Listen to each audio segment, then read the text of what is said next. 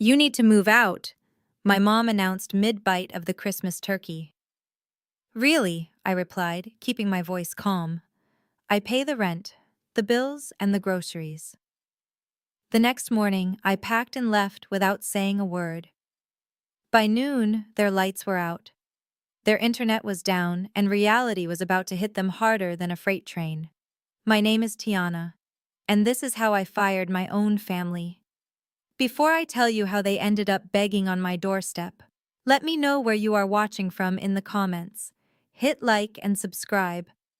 If you have ever been the family bank account. It was supposed to be a silent night, a holy night. The air in our dining room smelled of roasted sage and expensive butter, mostly because I had bought the 20-pound organic turkey sitting in the center of the table. My mother Bernice was at the head of the table, carving the bird with the electric knife I had purchased for her last birthday.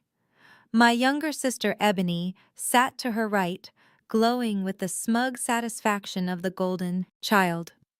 Next to her was Brad, her husband. Brad was the kind of guy who wore sunglasses indoors and used words like synergy and disruption while unemployed. He picked up his fork and tapped it against the crystal wine glass. Clink, clink, clink. The sound cut through the Motown Christmas playlist, softly humming in the background. "Attention, everyone," Brad announced, leaning back in his chair like he owned the place. "Bernice has an announcement." I looked up from my plate. My mother set the knife down and wiped her hands on a napkin. She did not look at me. She looked at the wall behind me. "Tiana," she said, her voice steady and rehearsed. "We have been talking. You need to move out." I paused, my fork hovering halfway to my mouth. "Excuse me," I asked. "Move out, as in, pack your bags and go. Tonight is your last night." "Why?" I asked, keeping my voice level. I looked at Ebony.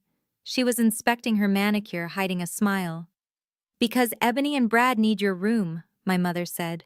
"They lost their apartment downtown. It was a misunderstanding with the landlord, totally unfair, but they need space. Your room has the best natural light. Brad needs it for his investment live streams." "It is good feng shui." Brad nodded, taking a sip of the Cabernet Sauvignon I had selected. "Exactly, Tiana. Look, no offense, but you are just an administrative assistant. You go to work, you come home, you sleep. You do not need a master suite with south-facing windows. I am building an empire here. I need a dedicated office to connect with my followers. The lighting in the guest room is trash. Plus, you are single. You can rent a studio apartment anywhere. It is time you stopped being selfish and helped your family grow." Selfish. The word hung in the air, heavy and toxic. I looked around the table. I looked at the chandelier I had paid to install. I looked at the hardwood floors I had paid to refinish. I looked at the food they were eating, paid for by the card in my wallet. I did not cry. In my line of work, you do not cry when a company is failing. You look at the balance sheet, and my family was a failing company. "Mom," I said, placing my silverware down gently. "I want to clarify something. You are kicking me out of the house where I pay the rent." "Excuse me," Brad laughed, a sharp barking sound. "You pay rent. Please, Bernice owns this house." "Actually," I corrected him, turning my gaze to my mother. "The lease is in my name, because, Mom, credit score is below 500. I pay the $3,200 a month for rent. I pay the $600 for electricity and water, which is high because you insist on keeping the heat at 75 degrees all winter. I pay the $150 for the gigabit internet speed Brad uses to play video games all day. I pay the premiums on your health insurance." "Mom, I even paid for this turkey." Bernice slammed her hand on the table. "That is enough, Tiana. Do not throw numbers in my face. That is your obligation. You are the oldest. You have a steady job, pushing papers. Ebony is a creative soul. Brad is an entrepreneur. They have potential. You are just stability. It is your job to support them until they make it big. You have been living here comfortably eating my food, enjoying the family warmth. Now your sister needs help. She is delicate. She cannot live in a cramped guest room. Brad needs a workspace to launch his crypto consulting firm. You can sleep on a friend's couch for a while. Do not be petty. It is Christmas, petty, I repeated. So let me get this straight. I finance this entire operation, but I am the one who has to leave so Brad can have better lighting for his imaginary job. Brad stood up, his face turning a blotchy red. Watch your mouth. My job is not imaginary. I am a visionary. You would not understand, you corporate drone. You are just jealous because Ebony and I are the future of this family. Tiana, my mother said, her voice dropping to that dangerous whisper she used to control me when I was a child. You will pack your things tonight. You will leave the keys on the counter tomorrow morning, and you will leave the credit card you gave me for emergencies. Ebony needs to buy decorations for Brad's new office. Do not make this difficult. We are family. Family helps family. I looked at them. Really looked at them. For years I had played the role they assigned me, the quiet, dependable daughter with the boring office job. They had no idea who I really was. They thought I was a clerk filing invoices. They did not know that I was a financial crisis manager for one of the largest firms in Atlanta. They did not know that when major corporations were bleeding money and facing bankruptcy, they called me to stop the hemorrhage. They did not know that the salary I told them I made was missing a zero at the end. I had dimmed my light, so they would not feel blinded. I had paid their bills, so they would not feel the weight of their own incompetence. And this was my reward, to be evicted from my own life, to make room for a man who thought wearing a blazer over a t-shirt made him a CEO. Okay, I said. The word came, out soft, almost a whisper. You are right, Mom. It is time for me to go. It is time for Ebony and Brad to have their space. Bernice relaxed, leaning back in her chair, satisfied. Good. I knew you would see reason. You can come back for Sunday dinner next week. We will let you know if we need anything else. Just make sure the room is clean before you go. Brad has allergies. I stood up and picked up my plate. I walked to the kitchen, scraped the food into the trash, and placed the dish in the dishwasher. I could hear them in the dining room laughing. The tension had broken. They were already planning how to rearrange my furniture. They were celebrating their victory, discussing paint colors for Brad's new office studio. Teacher, whose only purpose was to facilitate their comfort. That my generosity was just a desperate plea for validation. That my stability was a lack of imagination. I walked into my room and locked the door. The click of the lock felt like a period at the end of a very long sentence. I did not turn on the overhead light. I did not want them to see the light under the door and know I was awake. I sat at my desk and opened my laptop.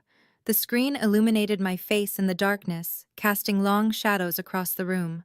I did not look at the apartment listings. I did not search for moving companies. I did not cry. Instead, I opened a new browser window and typed in the URL for my bank. For 5 years, I had been the invisible infrastructure of this family. I was the power grid, the water main, the fiber optic cable. They just plugged in and expected everything to work. They never asked where the electricity came from or how the water got purified. They just consumed. And like any good infrastructure I had built, redundancies, safety nets, automated systems, to ensure that no matter how irresponsible they were, the lights would always stay on. Tonight, I was becoming a natural disaster. I was about to tear the grid down. I logged into the primary checking account. The balance was healthy, a number that would make Brad's eyes pop out of his head if he ever saw it. I scrolled down to the scheduled transfers.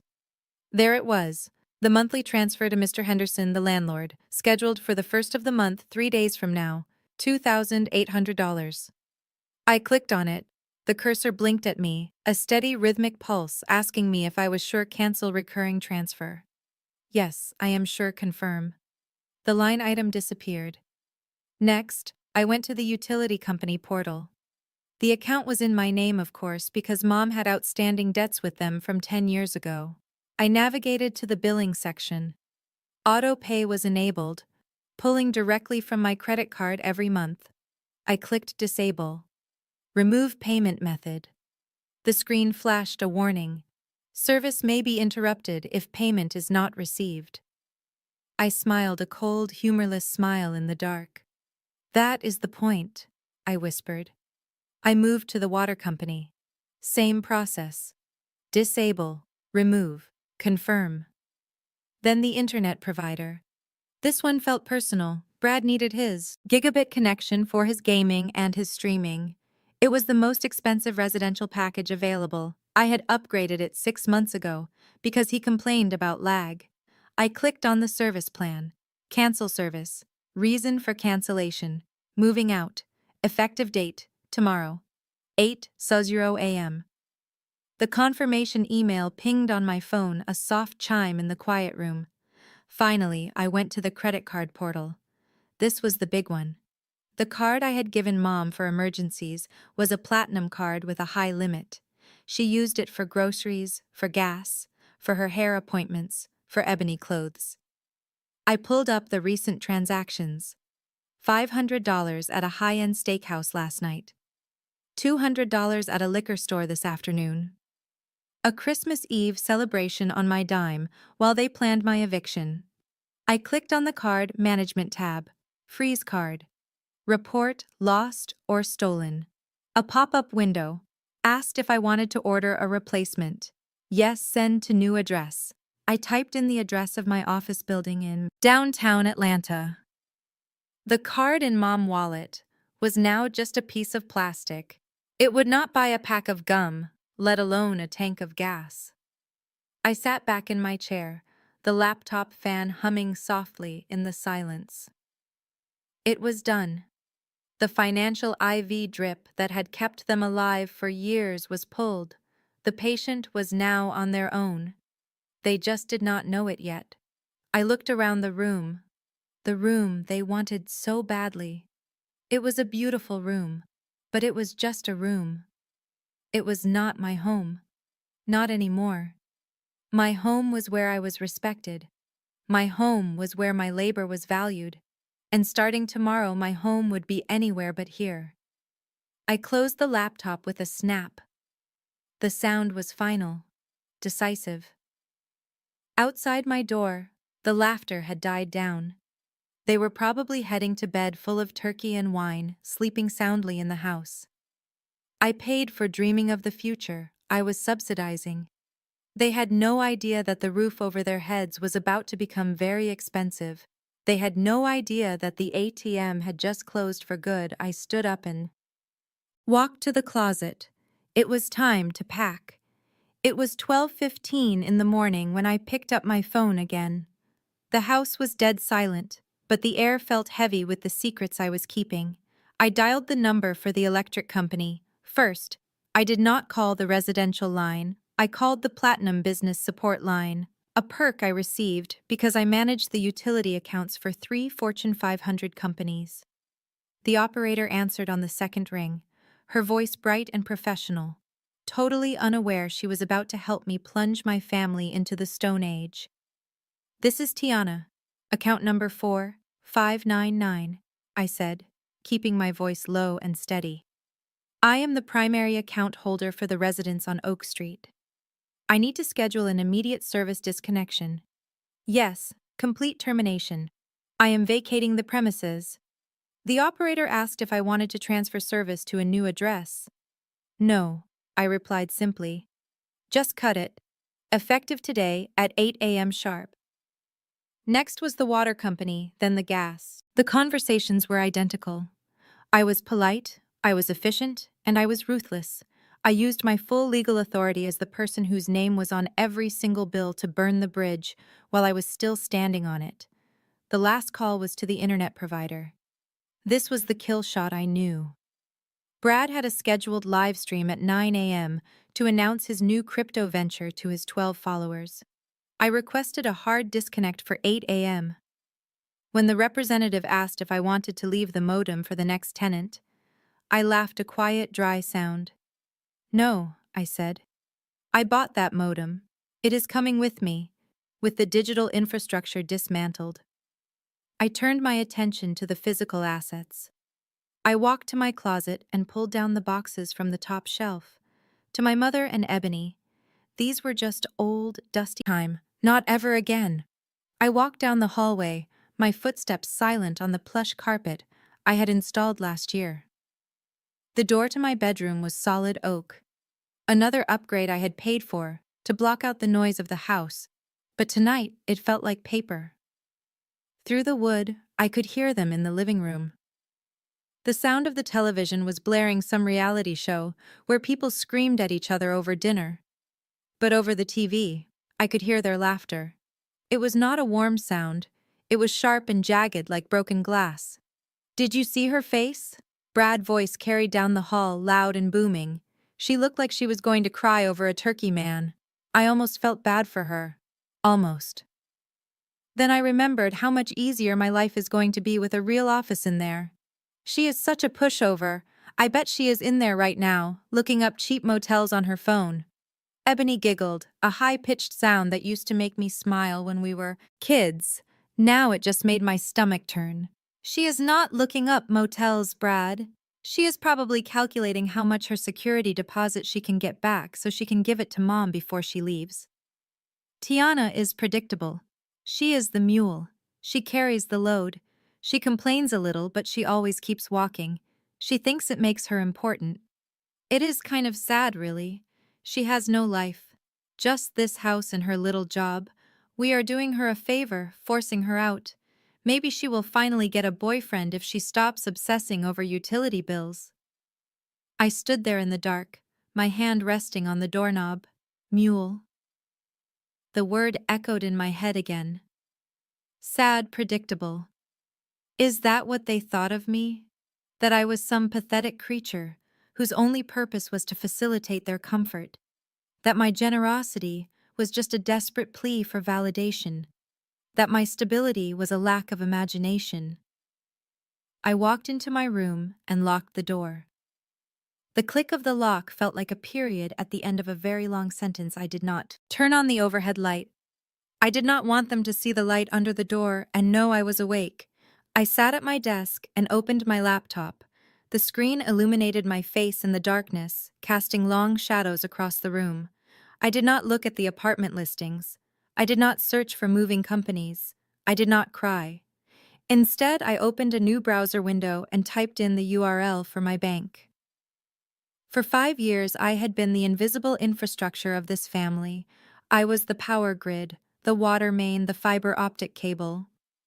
They just plugged in and expected everything to work. They never asked where the electricity came from or how the water got purified. They just consumed. And like any good infrastructure I had built, redundancies, safety nets, automated systems, to ensure that no matter how irresponsible they were, the lights would always stay on. Tonight, I was becoming a natural disaster. I was about to tear the grid down. I logged into the primary checking account. The balance was healthy, a number that would make Brad's eyes pop out of his head if he ever saw it. I scrolled down to the scheduled transfers. There it was, the monthly transfer to Mr. Henderson, the landlord, scheduled for the first of the month 3 days from now, $2,800. I clicked on it. The cursor blinked at me, a steady rhythmic pulse asking me if I was sure cancel recurring transfer. Yes, I am sure confirm. The line item disappeared. Next, I went to the utility company portal.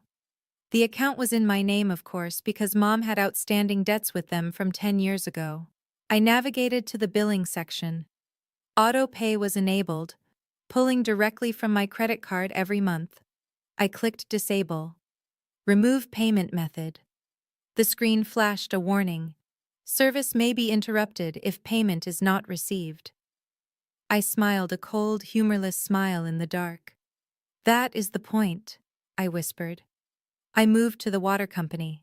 Same process. Disable, remove, confirm. Then the internet provider. This one felt personal. Brad needed his gigabit connection for his gaming and his streaming. It was the most expensive residential package available. I had upgraded it 6 months ago because he complained about lag. I clicked on the service plan. Cancel service. Reason for cancellation. Moving out. Effective date, tomorrow. 8:00 a.m. The confirmation email pinged on my phone, a soft chime in the quiet room. Finally, I went to the credit card portal. This was the big one. The card I had given Mom for emergencies was a platinum card with a high limit.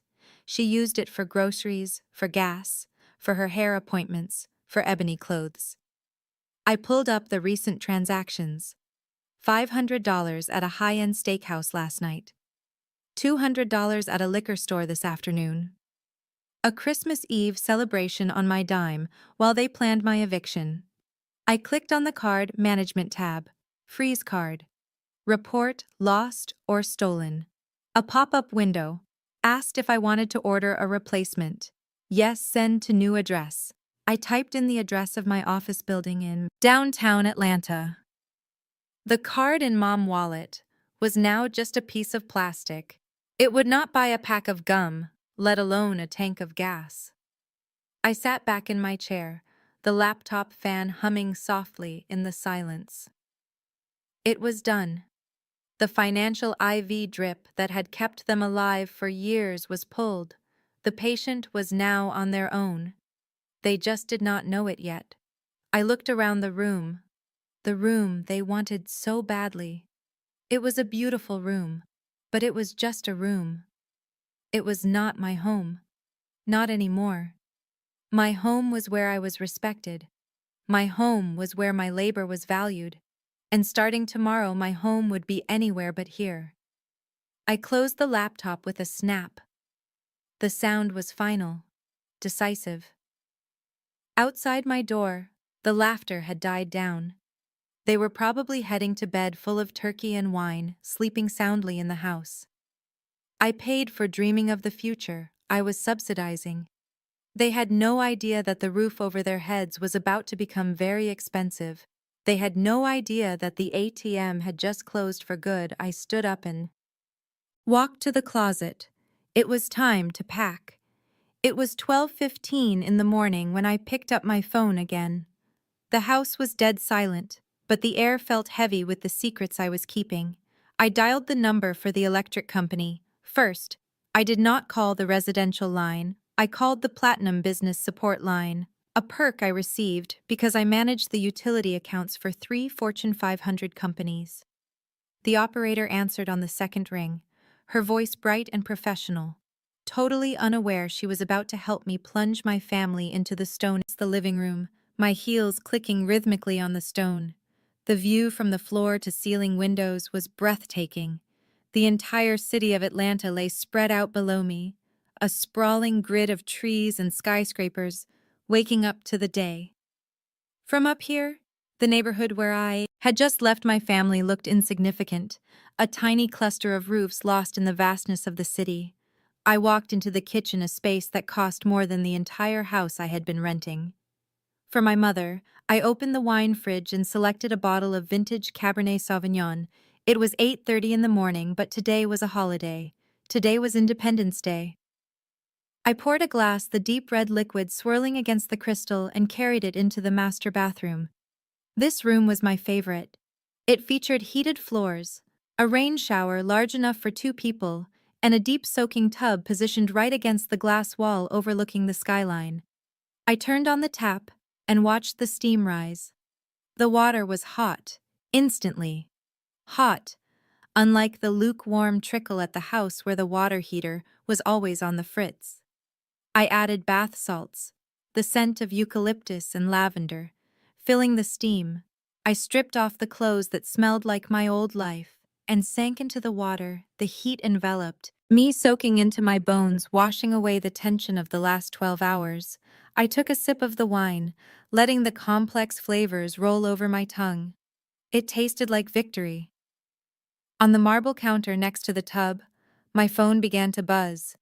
It vibrated aggressively, dancing across the stone surface. I picked it up and looked at the screen. Mom. 32 missed calls. 12 voicemails. Then it buzzed again, Brad. Then Ebony. They were panic dialing. The realization must have set in. The power was out. The water was off. The internet was dead. and the person who fixed everything had vanished. I watched the names flash on the screen like a desperate SOS signal. For years, that buzzing sound would have made my heart race. It would have sent me into a spiral of anxiety, wondering what crisis I needed to solve, what bill I needed to pay, what fire I needed to put out. But today I felt nothing, just a cool detachment. I did not answer. I did not listen to the voicemails. I simply pressed the side button silencing the device. I had already blocked their numbers on my main line, but I let the notifications come through on this burner phone just for a moment, just to confirm that the chaos was unfolding exactly as I had planned. They were not calling to ask if I was okay. They were not calling to apologize. They were calling because they were uncomfortable. They were calling because they needed a service provider. I set the phone back down face down. The buzzing continued, a dull vibration against the marble, but I ignored it. I leaned back against the porcelain rim of the tub and closed my eyes, letting the steam soften my skin. Below me, the city was rushing to work. Thousands of people chasing their dreams, struggling, surviving. But up here in the silence of the 45th floor, I was floating. I was untouchable. For the first time in my life, I was not the mule carrying the load. I was the queen in her castle, and the drawbridge was pulled up tight. Bernice pushed the shopping cart down the aisle of the upscale market like she was navigating a runway. Her house might be dark, her son-in-law might be throwing a tantrum in a cold room, but she was going to fix it the way she always did with food and appearances.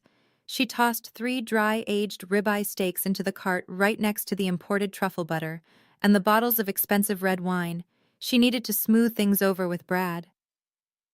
She needed to apologize for the inconvenience of the power outage, even though she still believed it was just a clerical error that Tiana would fix remotely. She rounded the corner near the bakery and froze. There by the organic produce stood Mrs. Higgins and Sister Patterson from the church hospitality committee. These were the women who ran the social hierarchy of the congregation with iron fists and whispers. Bernice straightened her spine and put on her best Sunday smile. "Hello, ladies," she called out, waving a manicured hand. "Just picking up a few things for a little celebration dinner. Brad closed a big deal today. It was a lie, of course, but lies were the glue holding her life together right now." Mrs. Higgins eyed the contents of the cart. "Oh, how wonderful, Bernice. We heard about the power outage on your street. Is everything all right over there?" Bernice laughed, a light dismissive sound. "Just a blown transformer. The city is fixing it now. We are improvising with a candlelit dinner. It is very romantic." She marched to the register, loading the belt with nearly $400 worth of groceries. She chatted with the cashier loud enough for the church ladies to hear, making sure they saw the premium labels. When the total rang up, she reached into her purse and pulled out the heavy platinum credit card. It was Tiana card, or rather, the authorized user card. Tiana paid off every month, the magic wand that solved every problem. She inserted the chip with a flourish, waiting for the familiar beep of approval. Beep. The sound was harsh and low. The cashier looked at the screen. "It says declined, ma'am." Bernice laughed again, but the sound was brittle, nervy. "That is impossible," she said. "Try it again." "It must be the chip. The machine is probably dirty." The cashier sighed audibly and swiped the card. This time, beep declined. "Please contact your issuer." The silence in the checkout lane was deafening. Behind her, Mrs. Higgins whispered something to Sister Patterson. Bernice felt the heat rising up her neck, spreading across her cheeks. "Do you have another form of payment?" the cashier asked, looking at the line forming behind them. Bernice opened her wallet. Her hands were shaking. It was empty. She never carried cash. She never used her own debit card because her personal account had been overdrawn for 3 years, relying entirely on Tiana transfers. She stared at the platinum card in her hand. It was not a glitch. The power, the internet, and now this. The realization hit her like a physical slap. Tiana had not just left. She had not just moved out. She had cut the cord. She had frozen the assets. I must have grabbed the wrong card." Bernice stammered, her voice trembling. I will have to come back. She turned around, leaving the steaks, the wine, and her dignity on the conveyor belt. She had to walk past Mrs. Higgins. She had to see the look of pity and malicious delight in their eyes. "Is everything all right, Sister Bernice?" Mrs. Higgins asked, her voice dripping with fake concern. "Do you need us to cover that for you?" "Everything is fine," Bernice snapped, rushing toward the automatic doors. Her eyes burned with tears of humiliation. She walked out to her car, empty-handed, knowing she was going home to a cold house, a hungry family, and the terrifying reality that the Bank of Tiana was closed forever. The front door slammed shut behind Bernice, echoing through the cold hallway like a gunshot. She stood there for a moment, shivering, not just from the winter chill that had seeped into the unheated house, but from the raw humiliation that still burned on her skin. Her hands were empty. No steaks, no wine, no dignity. Just the phantom weight of the declined credit card in her purse. Brad was waiting in the living room, sitting on the expensive leather sofa, wrapped in a blanket, like a petulant king on a throne. The room was dim, lit only by the gray afternoon light, filtering through the blinds. The silence of the house, usually masked by the hum of electronics, was now deafening. When he saw her empty hands, his face twisted into a mask of pure, unadulterated rage. "Where is the food?" Brad demanded, his voice low and dangerous. He did not stand up to help her. He did not ask why she looked like she had been crying. He just looked at her empty hands. "I have not eaten since that dry turkey last night." "Bernice, where are the ribeyes?" "The card did not work," Bernice whispered, her voice trembling. "She cut it off." "Brad." "She froze the account. The clerk took the groceries back." Everyone was watching. Mrs. Higgins was there. It was horrible. Brad stood up then, throwing the blanket aside.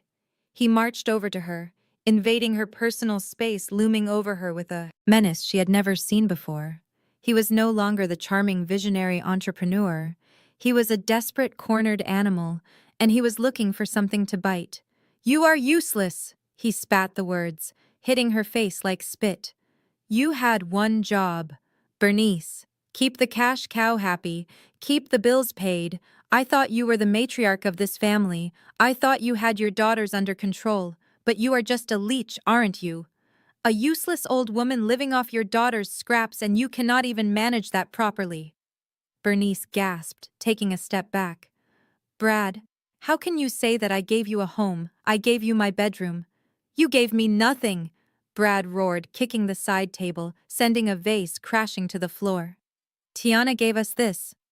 Tiana paid for the roof. Tiana paid for the internet. That I need to run my business. You just took up space. I married Ebony because I was told this family had resources. I was told you people stick together. But the moment things get hard, you fold. You let that little secretary walk all over you and cut off my lifeline." Ebony appeared in the doorway, wrapped in a robe, her eyes wide with fear. "Brad, stop. You are scaring Mom." "Shut up." "Ebony." Brad whirled on his wife, his eyes wild. "You are just as bad. You sit around painting your nails, pretending to be a model, while your sister pays for your lifestyle. Well, guess what? Princess, the ride is over unless we do something about it. Your sister thinks she can just walk away. She thinks she can leave us here to freeze and starve while she drives off in her luxury car. She is laughing at us." He paced the room, his breathing heavy, his mind racing, plotting, calculating. "We are not going to let her get away with this. We need to hit her back. And we need to hit her hard. She cares about her reputation, right? She cares about looking like the perfect professional, responsible sister. Well, we are going to burn that reputation to the ground." Brad grabbed Ebony by the shoulders, his fingers digging into her flesh. "Listen to me closely. We are going to make her the villain of the century. You are pregnant, remember? Or at least you are going to be for the next 24 hours. We are going to go online, and we are going to tell the world that your monster of a sister abandoned a pregnant woman in a freezing house with no food. We are going to cry, we are going to beg, and we are going to destroy her. If she wants to cut off the money, We will cut off her future. Get your phone. Ebony, it is showtime. I stepped out of the elevator onto the 60th floor of the Meridian Tower. My heels clicked against the polished granite floor, a sharp, authoritative sound that made the junior analysts look up from their tablets with a mixture of fear and admiration. I was wearing a charcoal gray suit that was tailored to within an inch of its life, and carrying a leather portfolio that held the fate of 300 employees. To my family, I was Tiana, the girl who answered phones and filed paperwork. To the board of directors waiting for me behind the double glass doors, I was something else entirely. I was the fixer. I pushed the doors open and walked into the conference room. The air conditioning was set to a crisp 68 degrees, just how I liked it. 12 men in expensive suits sat around the mahogany table. They were sweating. The CEO, a man named Mr. Sterling, stood up to greet me, his hand extended. Tiana, thank you for coming on such short notice. We are in a bind. I ignored his hand and took my seat at the head of the table. I did not smile. I did not make small talk. I opened my portfolio and laid a single sheet of paper on the table. You are not in a bind. Mr. Sterling? I said, my voice cool and level. You are in a free fall. You are bleeding capital at a rate of $2 million a quarter. Your overhead is bloated, your middle management is redundant, and your brother-in-law who you appointed as the VP of marketing has not shown up for work in 3 months. The room went silent. Mr. Sterling coughed nervously. Well, family is complicated. Family is… Tiana, you know how it is. I looked at him, and for a second I saw my mother. I saw her making excuses for Brad. I saw her enabling Ebony. I saw the weakness that disguised itself as loyalty. Yes, I said, I know exactly how it is. Family is an asset until it becomes a liability. And right now, your family is a liability that is dragging this company into bankruptcy. I tapped the paper on the table. Here is the restructuring plan. Division C is gone. The marketing department gets cut by 60%, starting with your brother-in-law. The executive bonuses are frozen, effective immediately. You cut the dead weight or you lose the ship. It is not personal, Mr. Sterling. It is survival. He looked at the paper, then at me. He looked terrified. But Tian favors. Behind him, parked in my circular driveway, was a white van with the words, Atlanta 24-hour locksmith printed on the side. Morning, Zora Miller said, touching the brim of his hat. These the folks. He looked past me into the kitchen where Brad, Claudette, and Tanisha were huddled together, looking like deer in headlights. Yes, I said, stepping aside. I have revoked their invitation to be on my property. They are refusing to leave. Miller walked into the kitchen. His boots made a heavy thud on the floor. He stopped in front of the island. Folks, he said, his voice calm but authoritative. Ms. Jenkins has asked you to leave. You are currently trespassing. You need to gather your essential belongings and vacate the premises immediately. Brad stepped forward, trying to puff out his chest again. Officer, this is a civil matter. We have residency here. You cannot just kick us out. We have rights. Miller looked at Brad like he was a bug on a windshield. Do you have a lease, son? No, but we. Do you have a utility bill in your name at this address? Well, no, Zora pays the bills, but… Do you have a canceled check showing rent payment? Brad stammered. It was an informal arrangement. We are family. Then you are guests, Miller said. And the homeowner has asked you to leave. If you do not leave voluntarily, I will arrest you for criminal trespass, and I will arrest you for theft of services if you try to stay. Brad looked at me. His face was red. He realized his Google law degree was useless against a badge and actual property rights. This is unbelievable, he muttered. Miller turned to me. Do you want them arrested, Zora? I looked at my watch. I told them they had 48 hours. I am a woman of my word. They have until tomorrow evening to get their furniture out. But I want them off the property now. And I am changing the locks on the guest house immediately to ensure my safety. Miller nodded. You heard the lady. Grab your purses. Grab your coats. You can coordinate with Ms. Jenkins' attorney to pick up your furniture later. Right now, you are leaving. Claudette let out a wail. My medicine, my clothes. I cannot go out there like this. Officer Miller can escort you to the guest house to get a bag, I said. One bag. 5 minutes. I signaled to the locksmith who was waiting by the door. Go ahead, I told him. Start with the guest house front door, then the side entrance. I want the codes changed on the main gate too. The locksmith nodded and headed out back, carrying his heavy drill. The sound of the drill biting into the metal of the guest house lock was loud. It screeched through the morning air. It was a violent mechanical sound. It was the sound of access being revoked. It was the sound of consequences. Mama Claudette heard that drill, and she cracked. She grabbed onto the granite countertop, her knuckles turning white. She started gasping for air. Her eyes rolled back in her head. Oh, Lord, she screamed. My heart. My chest. It is tightening. I cannot breathe. Brad, help me. She is killing me. She slumped toward the floor. Tanisha caught her screaming. Mom! Mom, breathe. You are killing her, Zora. You are giving her a heart attack. Brad looked at Officer Miller. Call an ambulance. She has a heart condition. Miller looked at me, raising an eyebrow. He had seen a lot of things on the job. He knew bad acting when he saw it. But he also knew liability. Call them. I said, my face completely blank. Call the paramedics. Let us get her checked out. Claudette was writhing on the floor now, clutching her chest and moaning. It was a performance worthy of a daytime Emmy. She thought if she got sick, if she created a medical emergency, I would back down. She thought I would feel guilty. She thought the police would leave. She did not know that I had stopped feeling guilty about her health the day she faked a migraine to get out of attending my daughter's piano recital, only to be tagged in photos at a casino 2 hours later. I stepped over her legs to get to the fridge. I took out a bottle of water. While we wait for the ambulance, I said to the locksmith who had paused in the doorway, keep drilling. Do not stop until every lock is changed. The screech of the drill started up again, harmonizing with Claudette's wails. I took a sip of water and watched the show. The ambulance sirens wailed against the quiet Saturday morning air of our gated community, creating a symphony of chaos that my mother-in-law had orchestrated perfectly. Mama Claudette lay on the marble floor of my kitchen, clutching her chest with one hand and gripping the hem of her silk robe with the other.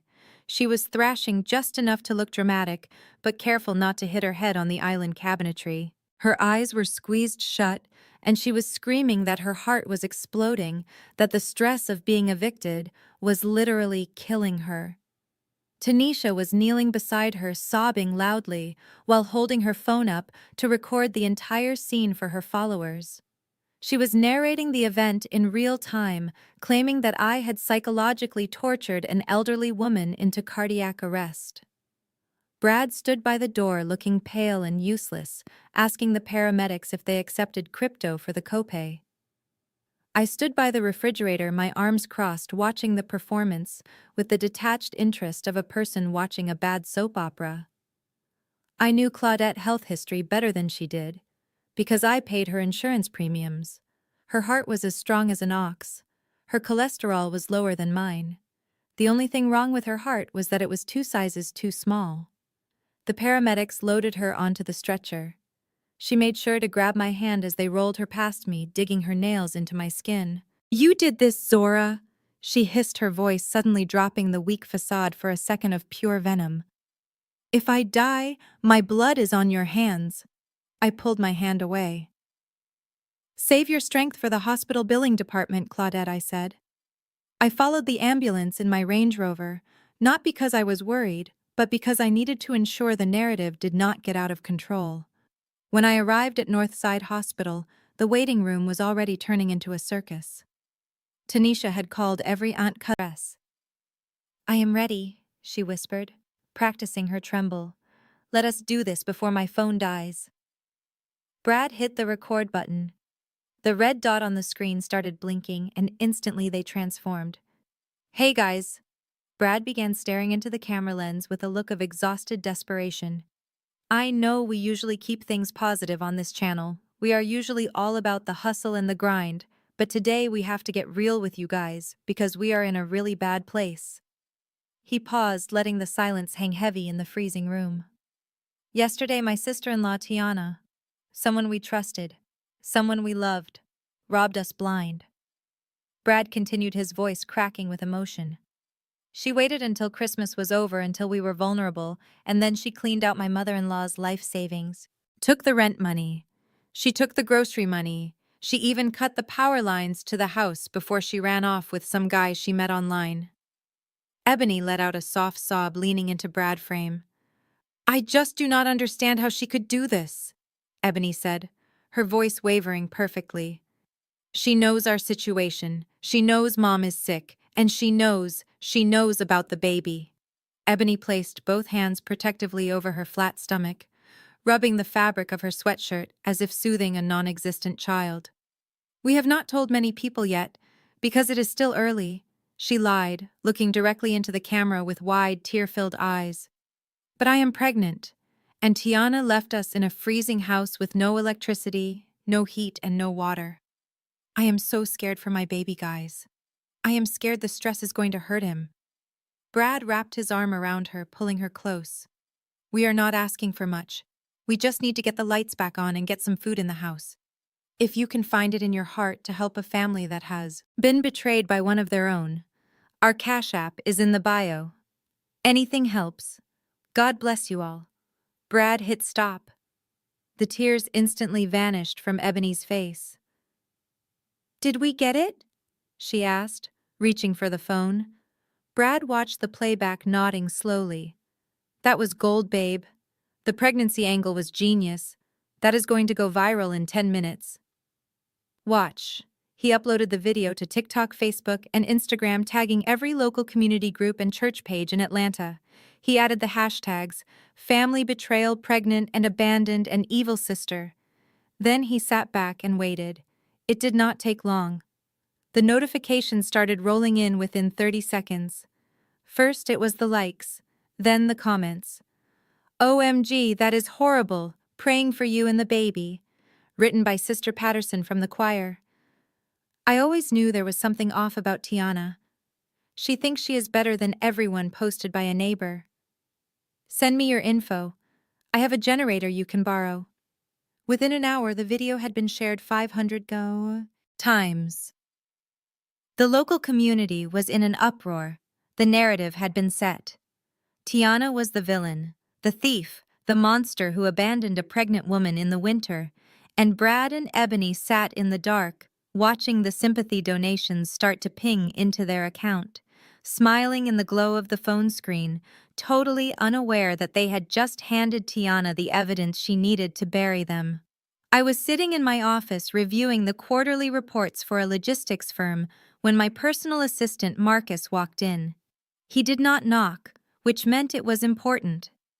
He held out his tablet, his face a mixture of amusement and concern. You need to see this. Tiana, it is trending on local Twitter. I took the tablet and pressed play.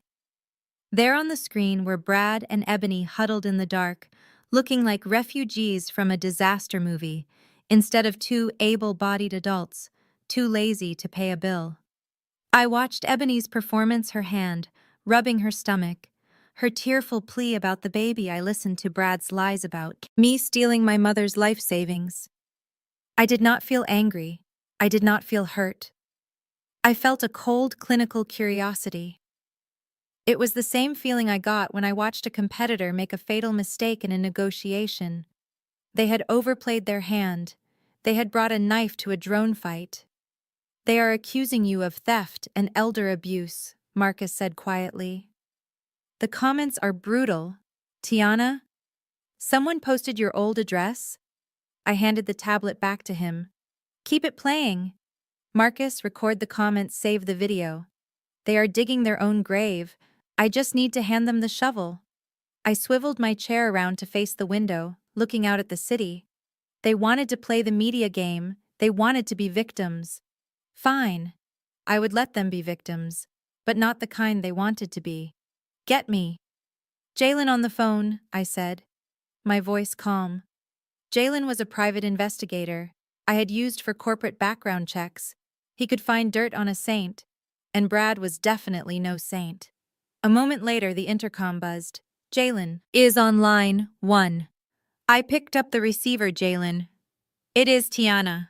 I have a job for you. It is personal. I hear you are famous on TikTok today, Jalen said, his voice gravelly and amused. Your brother-in-law has quite the imagination. I need a full workup on him, Jalen. Not just the usual credit check. I want deep dive. Where is he from? What is his real name? Who are his investors?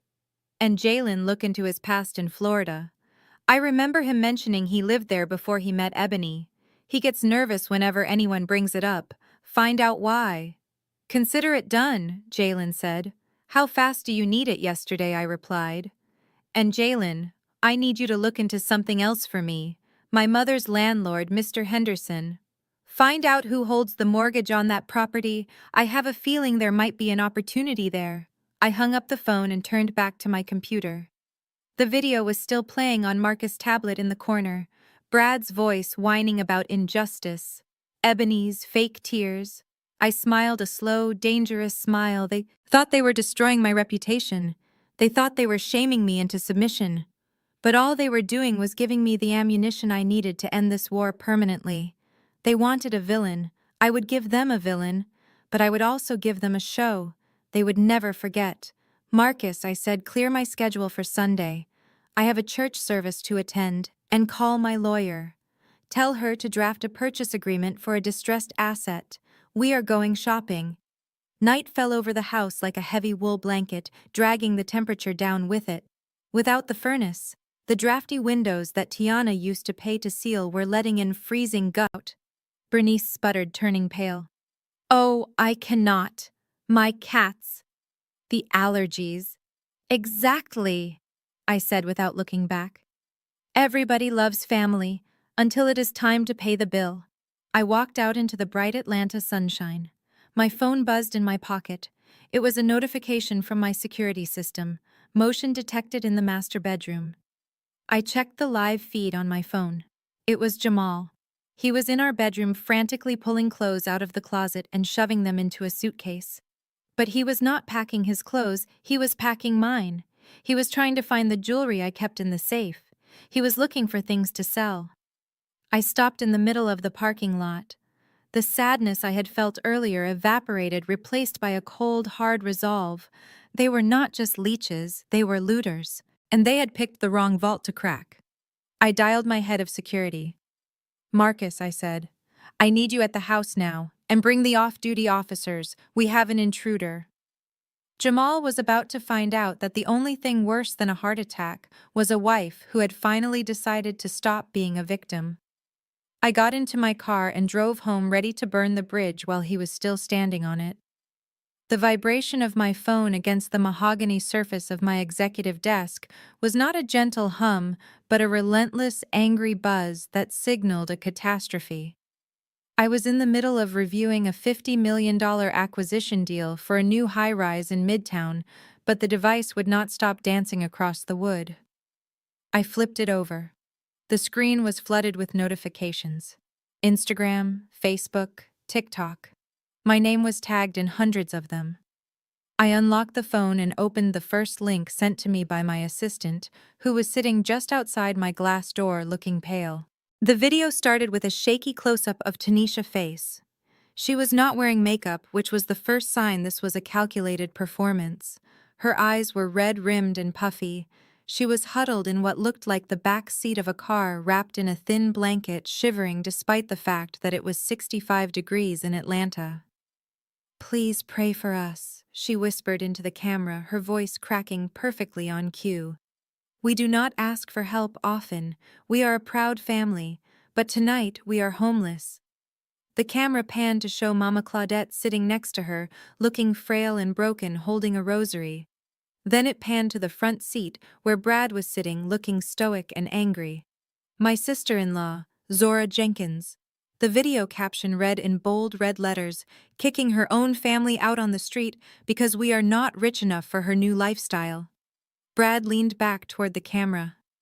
We tried to reason with her, guys, he said, his voice deep and reasonable. We told her Mama C has nowhere to go. We told her about the heart condition. But Zora just laughed. She said she needed the guest house for her shoe collection. She said family does not pay the bills, so family has to go. I felt the blood drain from my face. The lie was so audacious, so specifically crafted to trigger outrage, that it took my breath away. They had omitted the theft. They had omitted the fraud. They had omitted the fact that I had housed them for 6 months for free. They had reduced me to a caricature, the wealthy, heartless climber who had forgotten where she came from. I scrolled down to the comments. It was a bloodbath. This is why you cannot trust people when they get money, user Blessed Mama 44 wrote. They forget God, and they forget their roots. Boycott her business, user Truthseeker ATL commented. If she treats her own mother like this, imagine what she does to tenants. I watched the view count tick up.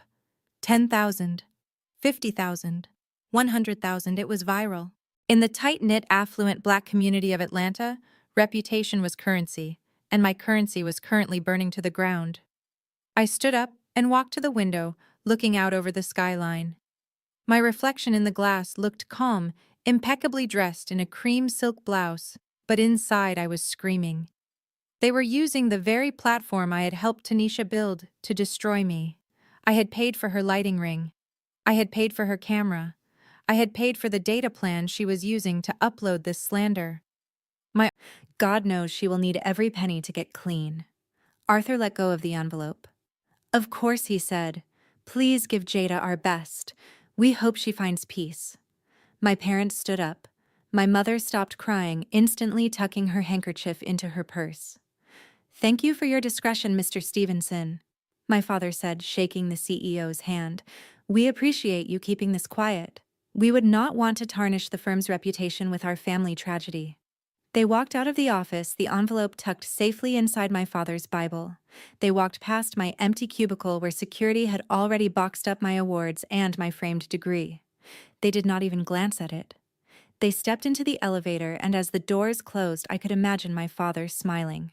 He had done it. He had not just stolen my money, he had erased my name. In 10 minutes, he had undone 10 years of my life, and he had gotten paid $200,000 to do it. But as they descended to the lobby, clutching their prize, they forgot that paper trails never truly disappear. And neither do I. The neon sign of the Bluebird Inn flickered with a dying buzz, casting a sickly green light onto the wet pavement of the parking lot. It was the kind of place that existed in the peripheral vision of society, a haven for people who needed to disappear. I walked up to the bulletproof glass of the reception window. The night clerk had grease in his hair and apathy in his eyes. He did not look at my face. He did not ask for ID. He just looked at the cash in my hand. I walked into room 104 and locked the deadbolt behind me. The air smelled of stale cigarette smoke and cheap industrial cleaner. The carpet was stained with the history of 1,000 bad decisions. It was a long way from the penthouse Sarah was currently destroying, but it had one advantage. It was invisible. I sat on the edge of the sagging mattress and untied my running shoes. They were the only things I had managed to keep when I was escorted out of my life. My parents had my bank accounts. They had my investments. They had my clothes. But they did not check the insoles of my Nikes. I pulled out the plastic baggie flattened against the arch of the left shoe. Inside was $3,000 in $100 bills. Emergency funds. Ghost money. I had learned early in my career that forensic accountants make dangerous enemies. I had learned to always have a walkaway fund. I smoothed the bills out on the scarred wooden desk. This was my war chest. It was not much, but it was enough to buy silence and time. I did not cry. I sat in the dark listening to the sirens wailing in the distance, and I felt a cold calm settle over me like a suit of armor. Tears were for victims. Tears were for the daughter who wanted her father's love. That daughter was gone. She had died in the lobby of Miller and Stevenson. The woman sitting in this motel room was a hunter. I got down on my hands and knees on the filthy carpet. I reached deep under the metal frame of the bed. My fingers brushed against dust bunnies and cobwebs until they found what I was looking for: duct tape, industrial strength. I peeled it back and pulled out the heavy black object strapped to the underside of the bed frame. It was a laptop, not my sleek corporate machine. This was a brick of a computer bought for cash at a pawn shop 6 months ago and hidden here as a doomsday contingency. I had rented this room periodically under a fake name just to keep this stash active. I never thought I would actually have to use it. I placed the laptop on the desk and plugged it in. The screen flickered to life, bathing the dingy room in a harsh white glow. It was an air-gapped system loaded with proprietary tracking software and encryption keys that my former employers did not even know existed. I cracked my knuckles. My parents thought they had cut off my hands when they froze my assets. They forgot that my greatest asset was not in a bank account. It was in my head. I opened the terminal window and typed in a command string. It was time to go to work. The connection initialized with a silent digital handshake. I sat in the darkness of the motel room, illuminated only by the harsh blue light of the laptop screen. My parents thought they were thorough. They had seized my physical keys. They had seized my legal identity. But they did not understand the architecture of the home they were occupying. 6 months ago, I had hardwired a backdoor into the penthouse smart system. At Ebony, who refused to meet my gaze, her hand still clutching her flat stomach. I did not reach for the pen. I did not reach for the paper. I reached into my portfolio and pulled out a small black audio recorder I had been recording since I walked in. The gaslighting, the manipulation, the threats. It was all captured, preserved in digital clarity. I am not signing anything I said. My voice was not loud, but it carried cutting through the murmurs like a scalpel. This is not a family. This is a hostage situation, and I am done being the hostage. Bradface fell, his smirk vanishing. What are you doing? You cannot say no to the church. Watch me, I replied. I turned to Pastor Davis, looking him up and down. I respect your faith, Pastor, but I do not respect your ignorance. You are asking me to finance a lie. You are asking me to support a criminal enterprise disguised as a family criminal. The word echoed. Gasping filled the room. Yes, criminal, I said, my voice rising just enough to be heard in the back row. You want the truth? You want redemption. Redemption starts with confession, not mine, theirs. I turned my back on the altar, my back on the pastor, my back on the people who had judged me without knowing me. God knows the truth. I said, walking back up the aisle, my heels clicking a steady rhythm of departure, and the law knows it too. You will all find out soon enough. I pushed open the double doors and walked out into the sunlight, leaving a stunned silence in my wake, leaving them with their judgment and their empty collection plate. I did not look back. I had a meeting with a detective and I was running late. I sat in my office, the city lights of Atlanta glittering below me like a sea of diamonds, but my focus was entirely on the encrypted email that had just pinged into my inbox. It was from Jalen. The subject line was simple: the jackpot. I took a sip of my wine, the crystal glass cool against my fingers, and clicked open the attachment. What I saw made me sit up straight, the expensive leather of my chair creaking in the silence. The first page was a mugshot. It was younger and without the designer sunglasses, but the face was unmistakable. It was Brad, but the name under the photo was not Brad. It was Bradley Pittman. I scrolled down reading the rap sheet, and it read like a guide on how to be a terrible human being. Fraud, embezzlement, identity theft. And then the big one. A federal warrant out of Florida for running a Ponzi scheme targeting retirement communities.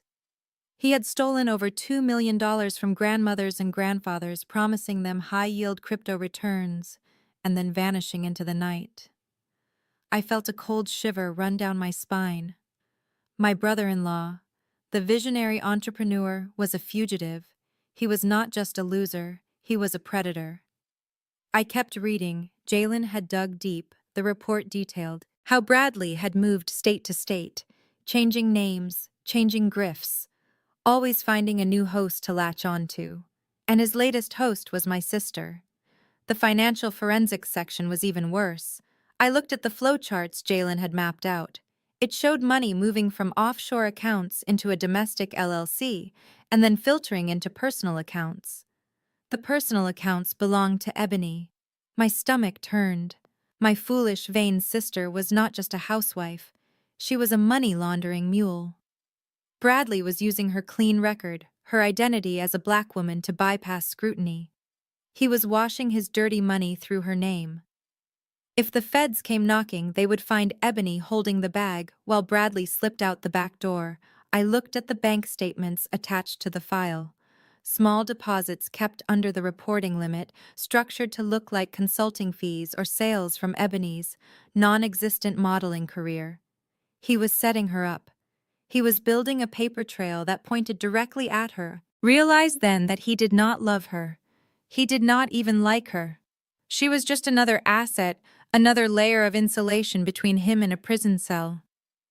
I closed the laptop and walked to the window looking out at the darkness. The anger I felt was different now. It was not the hot burning rage of being disrespected. It was the cold heavy weight of justice. I held the power to destroy him completely. I held the power to send him away for 20 years. But I also held the power to save my sister from a felony charge. She did not even know she was committing. They had treated me like an enemy, but I was about to be their only hope. The game had changed. I was not just fighting for my dignity anymore. I was fighting a criminal, and I had the smoking gun. It was time to pull the trigger. I sat in the silence of my penthouse office, the only light coming from the glow of my 3 monitors. My attorney Sarah had just uploaded the closing documents for the acquisition I had authorized on Sunday. It was a bulk purchase, a strategy I often used to acquire assets quietly, without alerting the market. My shell company TJ Holdings had made an offer on a portfolio of distressed residential notes owned by a local property management firm that was teetering on the brink of insolvency. That firm belonged to Mr. Henderson. I scrolled through the spreadsheet, my eyes scanning the list of addresses. It was a graveyard of bad debts and broken promises, properties that were underwater, tenants who were months behind landlords who had leveraged themselves into oblivion. I was looking for one specific line, one specific set of numbers. And then I found it. Line 14, 74, 2 Oak Street. I stopped scrolling. The cursor hovered over the address, blinking rhythmically. I clicked the file, opening the digital deed. The transfer was timestamped at 4:45 p.m. today. The ink was barely dry. The property formerly owned by Henderson Properties LLC was now the sole property of TJ Holdings. I leaned back in my chair, a breath I did not know I was holding escaping my lips. I was not just the daughter they had kicked out anymore. I was not just the guarantor who had canceled the checks. I was the landlord. I was the bank. I owned the roof over their heads. I owned the floorboards. Brad was pacing on. I owned the walls. Ebony was leaning against while she faked her pregnancy symptoms. The irony was suffocating. They were terrified of Mr. Henderson. They were probably scrambling right now, selling pawn shop jewelry and begging neighbors for cash, trying to scrape together the $4,000 he had demanded just to keep him from filing eviction papers. They had no idea that Mr. Henderson was out of the picture. He looked at me and saw the death of his comfortable life in my eyes. "You cannot do this," he said, his voice trembling with a mix of fear and malice. "I am your husband." "Not anymore," I said. "Now you are just a thief." He ran. He did not pack a bag. He did not grab a coat. He ran out the back door, the same door his mother had walked through the day before. He ran into the darkness to find the family he had destroyed his life for. I stood alone in the kitchen. The silence was deafening. My chest heaved. I felt sick. I felt like I had been hollowed out with a spoon. But then I thought of Amara. I thought of the empty box. I thought of the empty bank account. And the sadness turned into something else. It turned into cold, calculated rage. They thought they had broken me. They thought they had won. They had the money. They had the narrative. They had the husband. But they forgot one thing. They forgot who I was. I walked over to the island and picked up my phone. I opened the calendar app. Sunday, tomorrow, the reconciliation meeting at First Ebenezer Baptist Church. Pastor Williams wanted the truth. He wanted healing.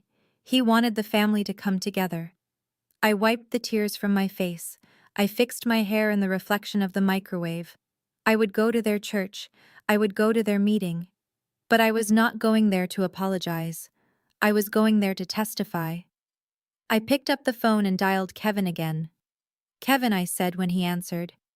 Change of plans. I need you to pull the financial records too. And I need you to find everything you can on Brad Stevenson. I want his rap sheet. I want his credit report. I want to know what he ate for breakfast in 3rd grade. I am on it, Ms. Jenkins. Sunday is coming, Kevin, I said, staring at the spot where Jamal had knelt. And it is going to be Judgment Day. Sunday morning arrived not with the peace of the Sabbath, but with the cold precision of an autopsy.